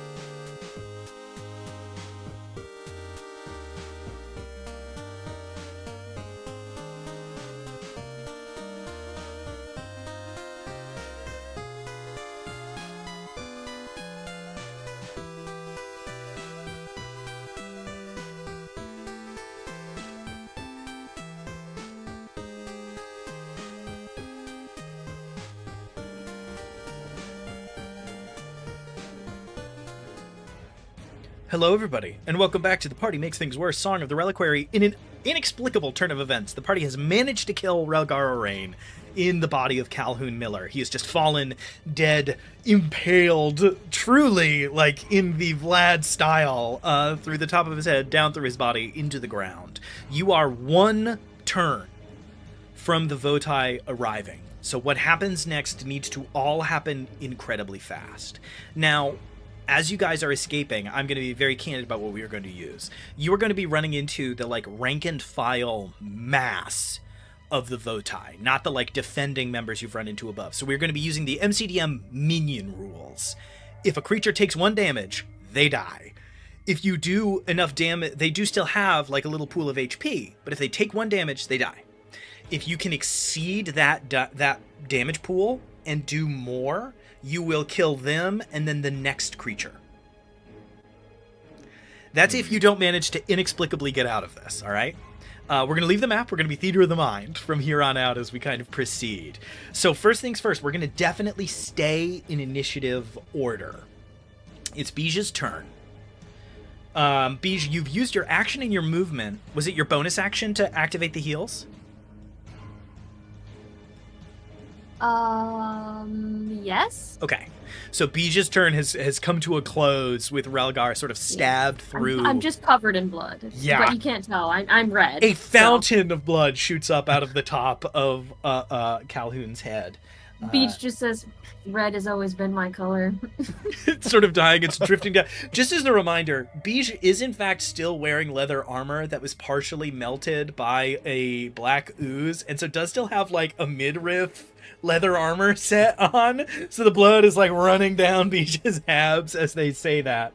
All right, that's Bij's turn. Lemon, you are up. You can now hear these thundering footsteps actively growing louder. You see the dead body of Calhoun across the space from you. You're in this like huge room. What are you doing? I want to. Can I do 2 things? One's just a verbal thing. Yeah, sure. That's a free action. Yeah. The verbal action is just somebody cut off his hand and with the sword, and like keep the sword hand and sword. And then my action, I am running over to whatever the hell L4 was messing with. I'm trying to get it. Yeah, it's either an athletics check or a sleight of hand check. If you fail the sleight of hand check, there's no consequences. If you fail the athletics check, you break it. Okay. My athletics is very good. I'll go with that.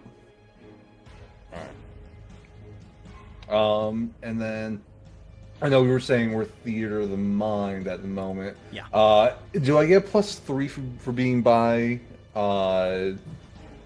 that would be on our a main man Harold? That would be on a saving throw. Saving through. Oh, so not okay. That's fine then. Your You have speed your would little, go up, is the other thing. Or of alacrity, I think is what it's called. Yeah. Do you have your little familiar out to help you? No, too? not right now. Oh. That's pretty good. Pretty good. That is a 14 + 7. What is that in total? So, 21. 21 will succeed. You manage to sort of get your hands around this sort of large blue sphere. You manage to kind of twist. You can see what L43 had noticed and sort of talked about. There are these like little latches around the sides that are they are clearly meant to be hard to see. You manage to like get your hands around, twist. You feel this very gentle click and then put your foot up on it and just break those latches. You just know where to put the pressure and just snap the latches. This ball comes up in your hands and you watch all of the glowing blue runes on the weapons in this room. They all dim and go dark. And you are now holding, and you all see that Lemon is holding this orb, this glass, like spherical orb. It doesn't seem to have any openings, any way to open it. And inside, there seems to just be like some kind of gently swirling blue mist that is just kind of like floating and flowing around in the space. Kind of like, I don't know if, Like you ever put like water, like glitter in water, and like shake it? Like people do that for like stress relief things to look at and like visualization things. It looks kind of like that. Is it? I think I know what this does. We'll figure it out later, though. It occurs to you that it is glowing a very similar. The magic coming off of it, the glow, is pretty similar to what you saw the Oracle, the first Bastille you fought, when it could like conjure and dispel its weapon. Yeah. It looks very similar to what that thing was doing. Lemon's pretty sure it make whatever enchantment making everything return will return to this ball, where rooms this in, which is massive. That's Lemon's thought. And does it sound like the like the rumblings? I know the rumblings come from everywhere. Is it also coming from where we entered this room?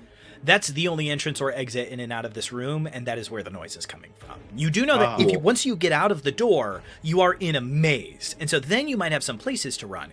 If you are still in this room, at the end of next round, you are in very deep trouble. All right, yeah, I know I can't make it to the door, but I make my movement towards. Okay, you dash across the space towards the door, getting up to it. I'll say you can get close enough to like shoulder the door open, so at least the door is open. No one else needs to do that. That's my turn. Use the little holes in it from Beach's horns. There's two beach. That's really funny. Like when like when somebody hits a deer with their car and the horns are still sticking out of the front. Okay, that's Lemon's turn. Hilver, it's your turn. All right. I want to grab. Does Calhoun like have like a cape or anything that I can like, or like a big piece of fabric on him I can like tear off to like cover up these weapons? No, you've always seen him with like a bag and a bunch of other stuff. That's all gone. Calhoun is in his leather armor with a shield in one hand and a sword in the other. He has like his coin purse on him, but that's it. You do see, this is a very important note. Calhoun is wearing a ring on almost every finger. He's wearing about 4 necklaces. He has on boots, pants, and like under his leather armor, you can tell there's like weird bulges. And at first you're kind of imagining some of like the horrifying flesh stuff that you've seen. As you feel, Calhoun's armor is just full of stuff. Like he just has trinkets, baubles, like dozens and dozens of little items are tucked away in little pockets all over his outfit. But there's no like big cape. Yeah, I guess I will use my attacks to try to like channel like force energy to like break both of his wrists so his weapons come off and put them into the bag. So you're going to try to punch his hand off at the wrist? Yeah. Or are you going to try to make him drop the weapons? Maybe we probably have to do a teamwork. You must see my problem with what you're describing. Yeah. You simply must. Do you tear his hands off? Like, I don't understand. Yeah, I guess since we can't like wrap up the weapons and put them in there, I don't think we'll have to like I guess break them off and then put them in the bag of holding. Yeah, you can try. Go ahead and make. So here's the thing, you are strong enough. Calhoun is not moving. You can do this force damage super punch. Like you can do it. It's just a question of will the weapon stay grappled? Will his hand stay clenched? So just make a luck check. On a 1 through 10, his hand will release it and drop. On an 11 through 20, it will hold. Do you go for the shield or the sword first? Sword. Okay, so make a luck check. And that was a 10. With a 10, you do this, the hand falls, and as it hits the ground, it opens, and the sword rolls out of it. The sword is now loose on the ground. If anyone has any cloth, I guess we can wrap that thing up. You do know it needs to be a little bit more... It can't just be a cloth. That is not enough space. Have some shirt left. Last time you had to make a terrible, like, hand purse to hold one of these, right? And that's kind of the best option you had. That certainly took, like, a couple of minutes, not 6 seconds. All right. I guess maybe we can tie some rope to it and drag it along with us?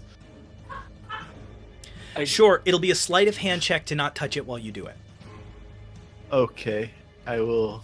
You've already used your action. Yeah. All right. We are in initiative. So you run up. You all watch as Hilver picks up his arm and just karate chops his hand off at the wrist. It falls to the ground. The sword rolls out of his fingers onto the ground. That's your action. That's your first attack, I should say. Okay. I will use my second attack, I guess, to knock the shield out of his hand. Okay, make another luck check. All right. That was an 8. The same exact thing happens. You cut through the other wrist, it falls, and the shield, clung, clung, clung, scatters out of the hand, which releases. So the sword and shield are no longer being held by Calhoun, but are now loose on the ground, like radioactive material. That's that's the end of your action. You have your bonus action, you have your movement. If you want to just pick it up, you can do that as a bonus action. I think bonus action, I want to go over... go over to Harold. Just saying, I don't think that worked out very well for you last time, Ethan. I wouldn't encourage it. I really wouldn't encourage picking the up little this freaks could have a weapon. resurgence. Statistically, it has to work. It has to. The DC's so high. So you go over and are you gonna heal Harold with Hand of Healing or something? Yeah. Okay, great. Mm-hmm. Thank you. And that gives... Is that a 1 or a 7? That's a 1. Okay, so that's plus 5. 6 Any healing. bit helps. Yeah. All right. 6 up to healing, 16. I take it. Good to know. All right. Cool. And since I'm doing that as a flurry of blows, one of my thing, I want to try and hit some rubble near it to try to Buddy, what? Where are you going with this? I want to knock some rubble over to hit one of the weapons so they're both knocked closer to each other. Oh, yeah, you just cue ball. You put a stone on the ground and kick it into the sword, and it scatters over. And now the sword and the shield are next to each other instead of kind of on either side of Calhoun's body. All right, cool. And that'll be it. Movement action and all that. Okay. That is Hilver's turn. Harold, it's your turn.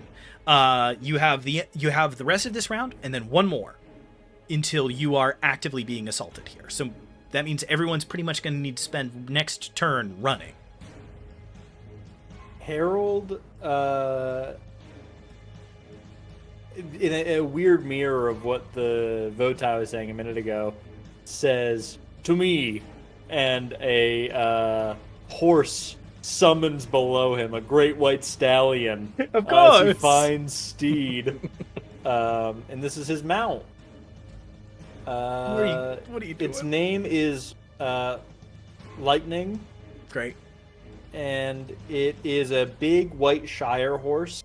It's stronger than hell, weighs 2,000 pounds, and Harold is on its back. A Budweiser horse appears. Yeah, Harold runs forward towards the door and is sort of body blocking it on the horse. Okay. So you run up into Beach the just doorway. goes, "Hey, what the fuck?" A giant horse.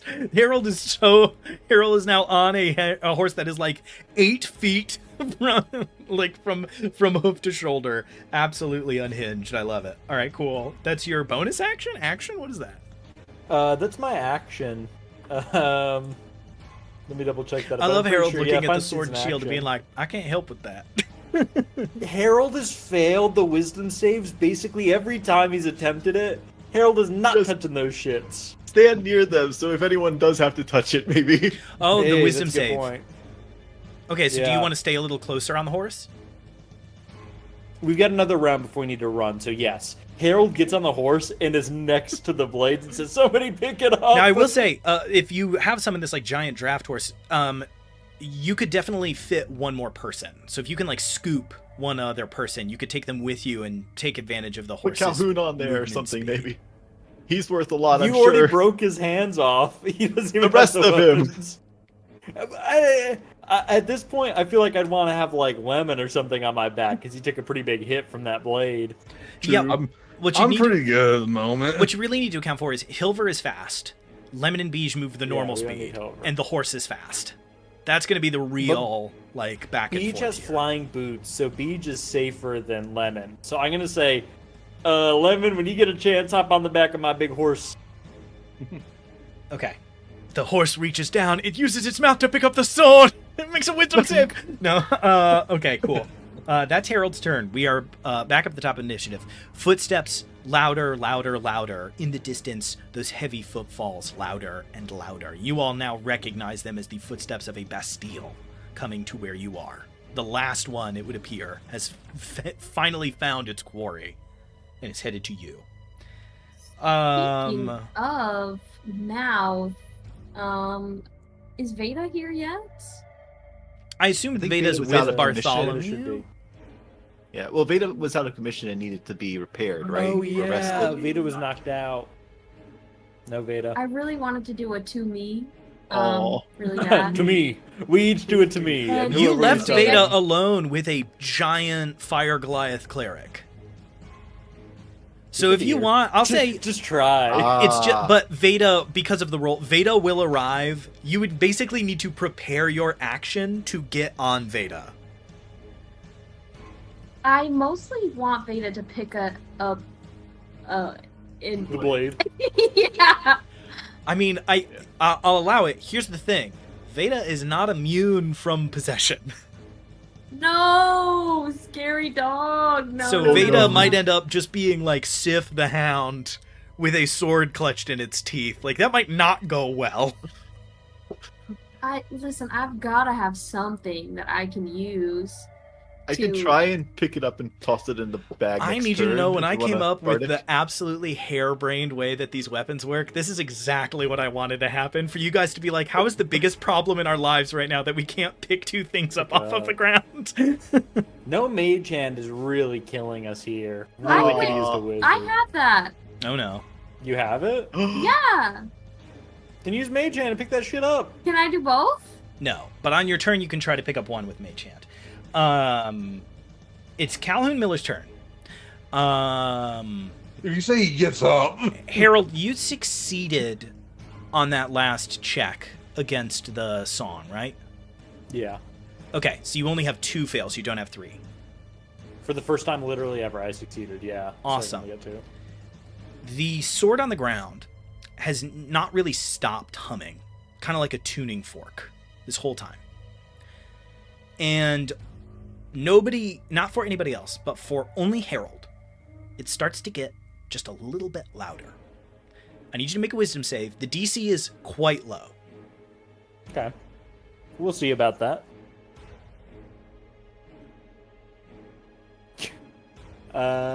9. How's that do you? Did you add your bonus from your aura? That's fucking. It's a +6. That's with the aura. It's Do I you have rolled any a bardic 3. inspirations on you? I don't have anything on me. Oh. I've got no heroic inspirations. I've got no bardics. It's a 9. Okay. You're on top of a horse, which is great. So here's A what's big gonna one. here's what's gonna happen. You all watch Harold look down at the sword and start getting off his horse. Does anybody react? Don't worry, guys. I got it. I'll pick it up. Oh, Certainly Actually, not. I think Harold, you suddenly in this moment, that's not how I was gonna play it, but I think that works. Harold, all of a sudden as you're hearing this, you're like, I can do this. I'll just grab it for a second, throw it in the bag. I just got to pick it up. It's not even a big deal. And you all watch Harold just swing off like he is going to just walk over and grab it. Does anybody do anything? it's Lemon's turn next, right? Or I'm giving this is Or just Beej's turn next. Harold just goes to like move Rude. past you all. You basically get the equivalent of like I an attack will of grapple opportunity. him. I Okay, will try roll to to hit. grapple, yeah. Harold, Hilfer doesn't think you can do it. What the Alright. fuck? Back up. As 21 make past AC? 21 is exactly what you needed to get. Oh, 21 good, is good, my good, good. AC. So Harold, Which- as you go to like push past Hilver, suddenly you just feel a hand like slip under the top of like the main breastplate and like really wrench you Yeah. to the side. What the You hell? now? Yeah, although that's just to make contact with the grapple. Now you can do the grapple save, Oh, alright. which is a 15 strength or dex. Oh. A save? Yeah. Oh no. 9 plus 8, so 17. Ah. Grappling Harold is not the easiest thing to do. Okay. So I just throw that off. So you Is it just my manage, turn? you like slip out and fall and try to keep moving. You all watch Harold. Harold is now like scrambling on all fours towards the sword. I almost got it, guy. Don't worry, I'm getting it right now. If I can do something, I can, but I don't know if I It's can right he, now. he muscles Yeah, past it's you. free. If you Free think time. he can sort of fit within kind of like the attack of opportunity sort of milieu, then yes. Yeah, you can do an attack roll and turn it into a grapple if you hit I wouldn't. with an unarmed strike. I don't think so. I'd be. What I want to do is I want to shoot the sword, but Oh, that's funny. I like that. We'll call that DC Ah. 15. But I'm gonna call that. But I don't think it's gonna be full weapon bonus. I think okay, we'll call it Would like a you wanna- dexterity skill check. okay. Because it's more of a trick shot than like trying to shoot a guy. Yeah, I like that. Do my bracers. All right, so that is a 10 plus 5, 15. You manage to Hey! and you shoot, and the sword like scatters across the floor. It does go like 20 feet back into the middle of the room as you shoot the handle, and is now quite far. Harold, as it scatters away from you and you cannot get to it in this action, you like wake up and realize what you were about to do. Whoa. I'm yelling, Harold, you are not the one to pick that one up. Yeah, what the hell? Bij, it's your turn. Harold snaps out of it and sort of gets his bearings. Beej uses Mage Hand to pick up the sword. Okay, you all watch this mage hand And- like and pick up the sword by and the I'm handle. gonna hold it physically as high as possible, and I'm even gonna start flying and be like, Put absolutely it into not. our bag of holding. Absolutely not. I'm just trying to get it away from Harold. Yeah, I'll put it in there. Okay, the sword disappears into the bag of holding. The shield is still on the ground. That's your action. You have your bonus action. You have your movement. Do you do anything with it? I don't know if I have anything useful. I don't know. I don't know how to. Why can't I get this dang stupid shield in the dang stupid bag? I take the bag and just scoop it up. You can totally try to do that. It's a sleight of hand check to see if you accidentally touch the shield. No, Beach cannot touch that thing. No. I thought it Have was a just the second sword. guess. The Character. greatest enemy I have ever placed before my parties. A shield on the It's a real floor. puzzle. Truly, the No. unlocked but kind of suspicious door of our campaign is a shield on the floor. All right, so that's your action. Do you have anything else you want to do? I don't. I guess I can give it. I'm gonna give Bardic Inspiration to Harold just in case. Okay, you get honestly probably a good move. Harold, you feel Yeah, inspired Just in case. as Bij blows you a thank big you. cartoon kiss. I need that. I needed that today. It's been a toughin'. All right, that's Bij's turn. Lemon, the shield is on the floor. Bij, I'm going to say you should take your movement to begin yes, moving I out of would the like room. to fly. You fly all towards watch the door. Bij take off and whoom, start to like fly out of the room and out into the maze of the cathedral. Lemon. Is the shield also humming, or was that only the sword? The sword seemed to be what was giving off the loud hum. The shield is clearly part of whatever was going on with Relgar and Calhoun. Okay. I leave the shield. we have at least half. And I'm starting to, and I was everyone catch up. And I'm making my way out. I don't know what this opens up to exactly. I know he's a maze, sort of. Yeah, so Lemon, you but just run out of the room, and as you get through the doorway, immediately the hallway splits. You can see down your left side, you look into darkness, and all you see is brief, shimmering glints of light as the light pouring out of the room behind you is bouncing off of the blades, armor, shields, swords, and other accoutrement of a gigantic group of Votai that are spilling down the tunnel like a flood. To your right, you see Beige flying as fast as they can the other way. Cool. I follow Beej's way. You sure? Shit. Come on. You all, Harold, you and Hilver, you watch Lemon go outside, look the one way and go, shit, and then start running and shouting, shit, as he continues to run the other way. So you have some sense that things have gone awry. Okay. I'm also going to do a bonus action and use speedy recovery. Nice, great. And that just use one of my HP die. Perfect. To regain health. Yeah, burn that hit die, get a little bit of HP back. Fantastic. Hilver. All right.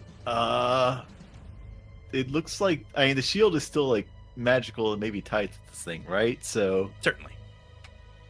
I guess I'll pull out my staff and like start like curling it our way. So just you're gonna like hoop a stick it out the door? Uh-huh. Okay, you will move at half speed as you try to do that. All right. So you all watch Hilver start to play hockey, and like skirt is like pushing the shield out the door, moving half speed. So that's your movement speed's like what, 40, 45? 45, yeah. Okay, Hilver is moving 20 feet around, pushing it out the door, moving around the corner. Please, just use your mage hand one more time, please. He can When you can. He can dash and like bonus action dash if he steps to the wind and does all that stuff.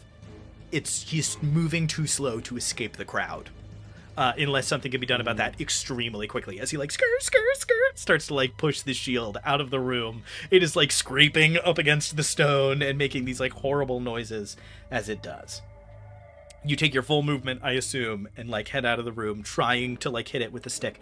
I am gonna say make a dexterity check with proficiency, DC 15, to keep hold of the shield as you are trying to like juggle it back and forth with the stick. All right. That is. If you fail, that's not great. If you get like a nat 1, it's really bad. That's a 14. With a 14, you all watch as he like rounds the corner with it and gives it like a smack, and it bounces off the wall and skitters the other way towards where the Votai are. So you will now need, as you like get to the end, you look around, and you are going to have to like run towards them on your next turn to grab it. Okay. All right. Beesh, how far can that mage hand reach? How fast do those boots of flying go? Is your movement speed 30 or 60? I don't actually know. Could you quick pull up, please? I want to know if Beige is sort of in reasonable distance. It is 4 hours, blah, blah, blah, 30 feet. Okay, so with 30 feet, Beige is 30 feet away, and so it's still visible and like kind of just around the corner. So depending on the rage of Mage Hand Beige, that might actually be something you could do. Yeah, my mage hand is 30 feet. Yeah, so you could get it. Now, I don't know if you could get it. Hilver, do you have the bag of holding? Well, I guess Beige had it, right? Or would I have had the bag of holding open? Okay, so And then... Beige can like pick it up. If Beige is the one with the bag of holding, Beige can pick it up and get it closer to them. They can't get it all the way up and into the bag in one sort of like smooth movement. Okay, cool. I can also Misty Step as a bonus action. Yep, it'll just put Beige in trouble. If I go towards the Oh, sword, you're saying like take shield. all of your Yeah. movement, do it, and then... Yes. Yeah, great, that'll work. Misty Step back. Okay, so that, Hilver, that's your turn? I think so, yeah. So you're just sort of standing by the shield in like a low stance, getting ready for this like wave that is pouring towards you. You see these are frail. The ones in the front are like frail and fragile in a way that you have not. The most of them have had these like reinforced plates, have had their wounds carefully tended to. You see some with broken arms that have set wrong and will never be right again. You see some that are missing limbs, some that are missing their jaws. You get a sense that you are seeing the Votai that are no longer fit to fight, that just fill this labyrinth. Okay, so that's Hilver. Harold. Harold remounts the horse and runs out. And I assume like blast through the door or something yeah. to get through. The door's I guess already on open. the other- Lemon opened Okay, that, cool. so you like you do watch some of these like mostly mindless necromantic monsters like as they see a Yeah, full that's- white warhorse sprint around the corner like, huh? And they look straight at it sideways and then probably take a step back as Harold turns it towards them instead of the other way, and uses Fell Glare Okay. on his steed. So DC 15. Sure about that. DC 15. Wisdom saving throw. Now, this is one creature within 60 feet the steed can see is affected, but we're using minions, so I'm not sure how that'll work. Is there any kind of like HP attachment? No, it's just one creature. Okay, then minions do kind of can work in like groups. I don't know what the rule for this is, and I don't feel like looking it up. I'll say the like combat group at the front will count as one creature for this. Nice. So a DC 15 wisdom save. A lot of wisdom saves today. Yeah. Okay, that is a fail. So what happens to the... You see the Nice. front, like, 10 of these creatures are affected. They are all frightened. Right. Okay, and great. cannot move closer to You see the these, steed. like, very injured, like, nursing injuries that will never heal because they are dead and their cells will never do so, turn and start to, like, push their way back through. All of them make it maybe 5 feet in before they are trampled and killed under the feet of their own Nice. allies as they are stampeded and crushed underfoot. So you've delayed their front by, I'll say by like, they have to move an additional like 10 feet, basically, as you like clear out this first area of them. Hell okay. yeah. And you're staying there. Harold is going to start his retreat, but he's Okay. probably out of movement pretty quick there. Horse is 60. Yeah, horse is 60. So I So guess it's he like turns 35 after there, stopping them. 25 back. You can get a good distance away. He circles back, and Lemon was supposed to hop on the back of the horse. So he's going to get close to Lemon so Lemon can mount and they can get out Okay, of so you there. sort of pull up alongside Lemon so that Lemon can hop on. All right, Hop on! now it's time for me to roll initiative for the minions. If I roll low, everything's fine. We're chilling. 13. Probably better than Harold, if I recall. Better than Harold, worse than Hilver. That's a win. At least by my numbers here. All right, back up at the top of initiative. The sword has been very wisely put in the bag, and so cannot try to lure somebody into picking it up. It is the most seductive of the weapons that can be taken. Beige, it's you.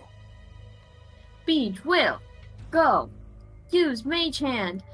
Beach will pick up the shield, put it in the bag, and Misty Step back as far as he was before. So Beach flies the 30 feet, reaches out. This mage hand grabs the shield, throws it in the bag, and then you misty step and reappear further away.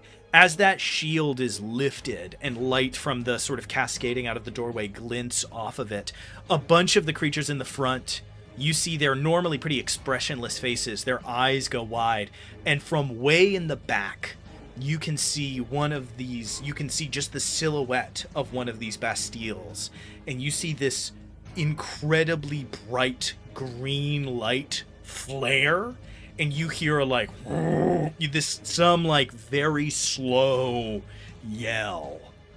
And only Hilver understands as this thundering, commanding voice yells, "They have taken him! Seek your master!" Like echoing out over this force. So safe to assume they understand the mechanics of these weapons very well, despite their time. Okay. Wild. Lemon, it's you. Beige has just reappeared next to you, having misty stepped. Harold has pulled up on a giant white horse and is like holding out an arm to pull you up onto the horse. I jump on. Okay, you are like pulled up onto the horse. I'm going to say that's probably your bonus action, right? That feels you're getting aid from an ally to get on a horse. It's like, oh yeah, it's an object interaction. Don't objectify that horse. You were sort of pulled up onto the back of this horse. You have your action if you wanted to do anything with it. I'll turn back and fire into the crowd. Yeah, absolutely. That is not a bad use of your time as you start to just like bang, bang, like fire shots off into the front of the crowd. Go ahead and roll to hit, and let's see if you can get some hits and get some damage in. All right, that is a 12 plus 11, so a 23. Hits damage. Damage will be. Oh, I have two actions, so I'll roll for the second also. Yeah. All right, that is a 17 plus 11, so a 28. Absolutely hits. So roll damage for both of those. Tell me the damage separately though, because it's in. Yeah. So first hit will be 13 points. Okay. Second one is a bit better. That's going to be 19 points of damage. 19 points of damage. You watch Harold as Lemon whips around and begins to fire into the crowd. It is strange to see Lemon not needing to deal with like one dangerous target, and you begin to see the scope of how deadly Lemon could be in front of a group of like normal combatants. He just plugs and immediately kills 5 of them. Just bang bang, just firing into the front. As one of them like lurches up towards Hilver, it like flips over as it catches a shot to the face and falls backwards. 2 more trying to like skitter up the walls are hit and fall. 2 more coming from the other side go down and are then immediately trampled as the group continues to push forward. But you have again sort of pushed them back like 5 feet by continuing to attack the flood. Yes. So that's why I don't have to aim. You just fire and hit everything. Nice. I try to narrate it as you being really good, and you're like, nope, a fish in a barrel. Okay, really good, really good. All right, cool. So that's Lemon's turn. Hilver, what are you doing? You are, they are been pushed back 15 feet, so they are now about 25 feet from you.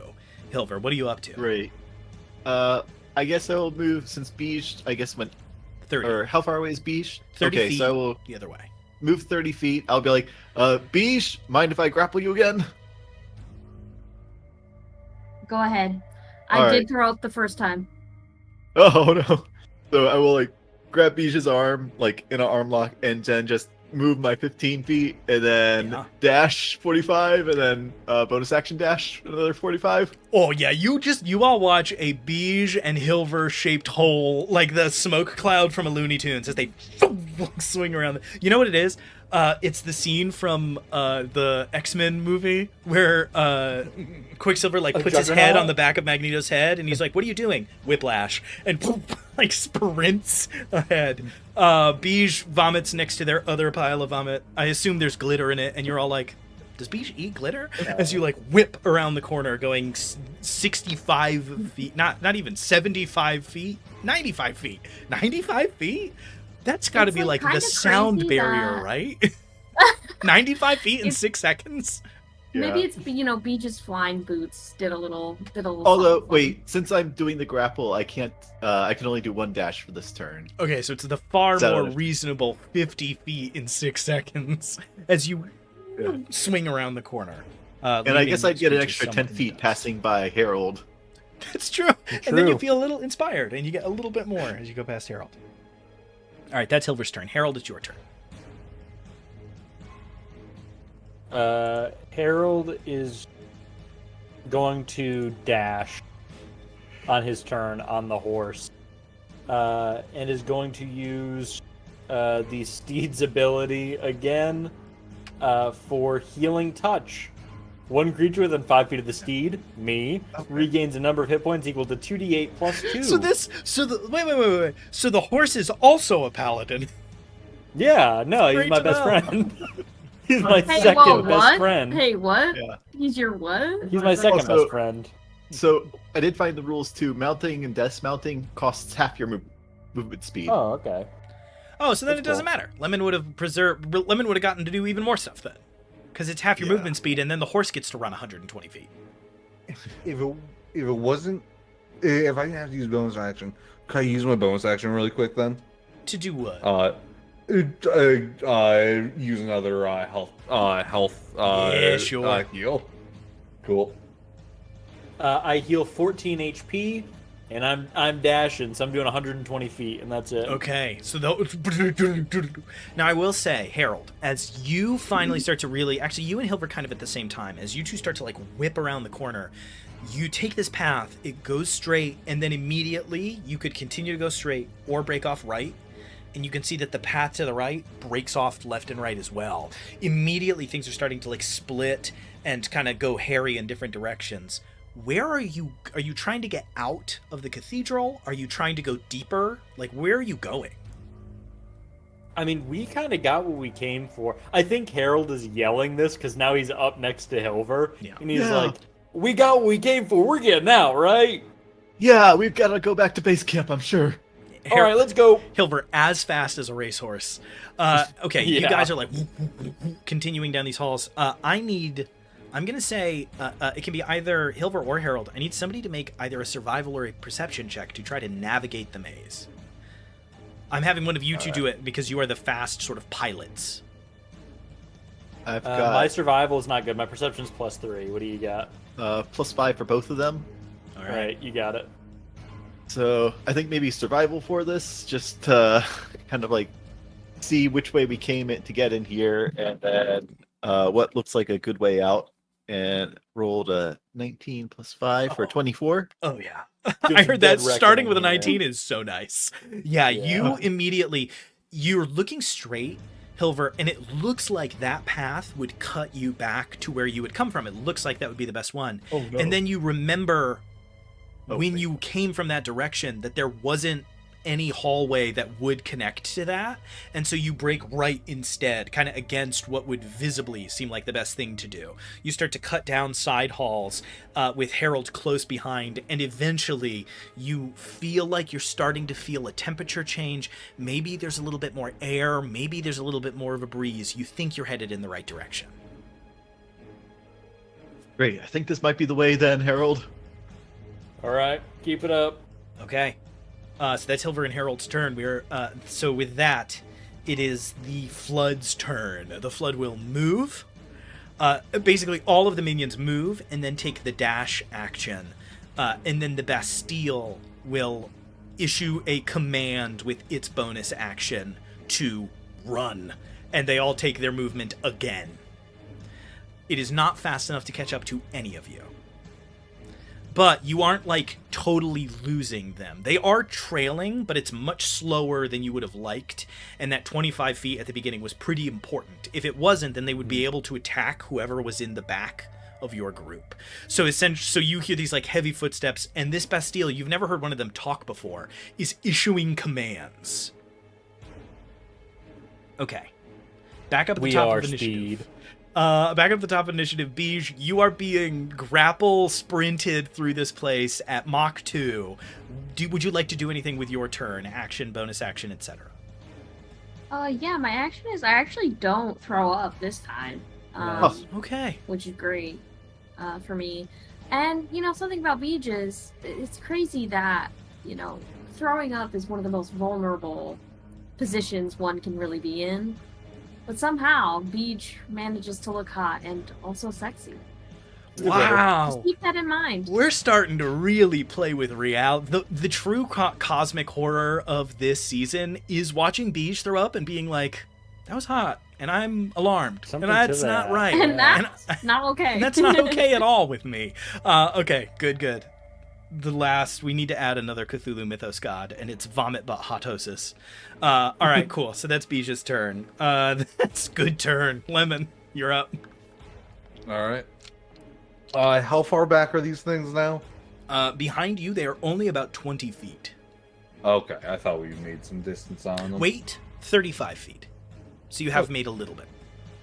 They're trailing, just not as fast as you would have hoped because the Bastille is able to continue issuing commands. Gotcha. They seem Can I as see afraid the of it Bastille? as they are of you. Can I see the Bastille or only here? You would be able to see it by the end of that turn. How far? It's all the way at the end of the hallway. You moved 120 feet. It's the front of the group is 35 feet behind you, so it's probably like 70 feet away from you, maybe a little further. Okay. I can shoot it. Okay. I'm shooting at it. Hilarious. I love it. And because of my feet, I don't get disadvantage. Deeply funny. So funny. It's gonna get a plus. It's gonna get the 3/4 cover for the massive flood between you and it. It's gonna get +5 to AC. 3/4 doesn't. Oh no, you're a sharpshooter. Yeah, man, go I'm for a it. sharpshooter. If you I can snipe. I got range. Lemon on gets me. solo XP for the Bastille. He's 2 levels higher than everybody else. I'm like, if this hits, he's gonna be shocked. So funny. Oh yeah, go for it. First hit is 12 plus 11, so it's 23 to hit. 23 hits. Second hit. Oh. Second hit was almost nat 20. It was a 19. 19 plus. A 19 misses. No, like I have 19 plus 11. Oh, gotcha. Yeah, so of course. It was almost a nat 20. It's only a 30. Come on. Yeah, only a 30. I suck. The first hit is going to be Lemon crying. It was only a bullseye. Damn it! that's going to be 19 points of damage. Okay. You know these things have a mountain of health, but this is hilarious. Oh yeah. That's going to be 23. 23. Okay, you fire off these 2 shots. That's a good chunk of damage. You fire, and you see like some of those spider web cracks that happened to the other Bastille start to like scatter up the side of its face. More green light leaking out from inside. Oh shit! Remember me. Remember Because I won't me. remember you. All right, Hilver, it's your turn. It's time for a new survival check. All right. What number is that? 19 again, plus 5. 24. 19, nice. Okay, 24, another over 20. With that, with another over 20 check, you suddenly, Hilver, you just know where you need to go. Whatever your version of key or focus or connection to the Veil of Death, whatever it is for you, you suddenly just feel, with all of the death and blood that is like steeped into the floor of this place, you just suddenly feel like you have been here before. And Harold, you are kind of forced to just follow Hilver as he like starts with no hesitation, no question, not even looking, just starts to take turns and swing up and down different passages. You guys, continuing to build space, made it further and further on that last turn. You needed 3 successes. Over 20 counts as 2. With 2 over 20, you succeeded. And so, Harold, I'm going to cut to you here. What do you spend your last turn doing as you all flee out of the cathedral? Harold just turns and burns. No, I do have a question. Is this horse considered my ally? Yeah. Hell yeah. So he gets Aura of Alacrity as well, so he gets an extra 10 feet. So I'm pushing 140 on the dash. I do that, and then I burn 60, just keeping up with Hilver with a Misty Step that the horse can do. So I do, what's that, 200 feet? Yeah, 200 feet of movement. 170? Because it's 120 plus 10 plus 10. Yeah, it's not. Plus yeah, 30, it's not a dash, 170. 170. I have a question. Do I get taken with you? You do. With the Misty Step? It That would be takes so me funny. and its Lemon rider. dies. Lemon... Oh, I would die so hard. No, it takes You all make of us. 7. Nothing cares. It's gone. Face scraping on the floor. Although I did see that for grapples, you can grapple with 2 hands. Or with Like 1 it's a hand people. each. So I can pick up Lemon. Things can catch me out of the air before I hit the ground. Does anybody I off think the- for flavor. Does anybody know Go how ahead. many feet are in a mile off the top of their head? 5 to 5,280. Great. That horse is Yes. running 19 miles an hour. Hell yeah. That horse is We're running ripping. damn near as fast as a car.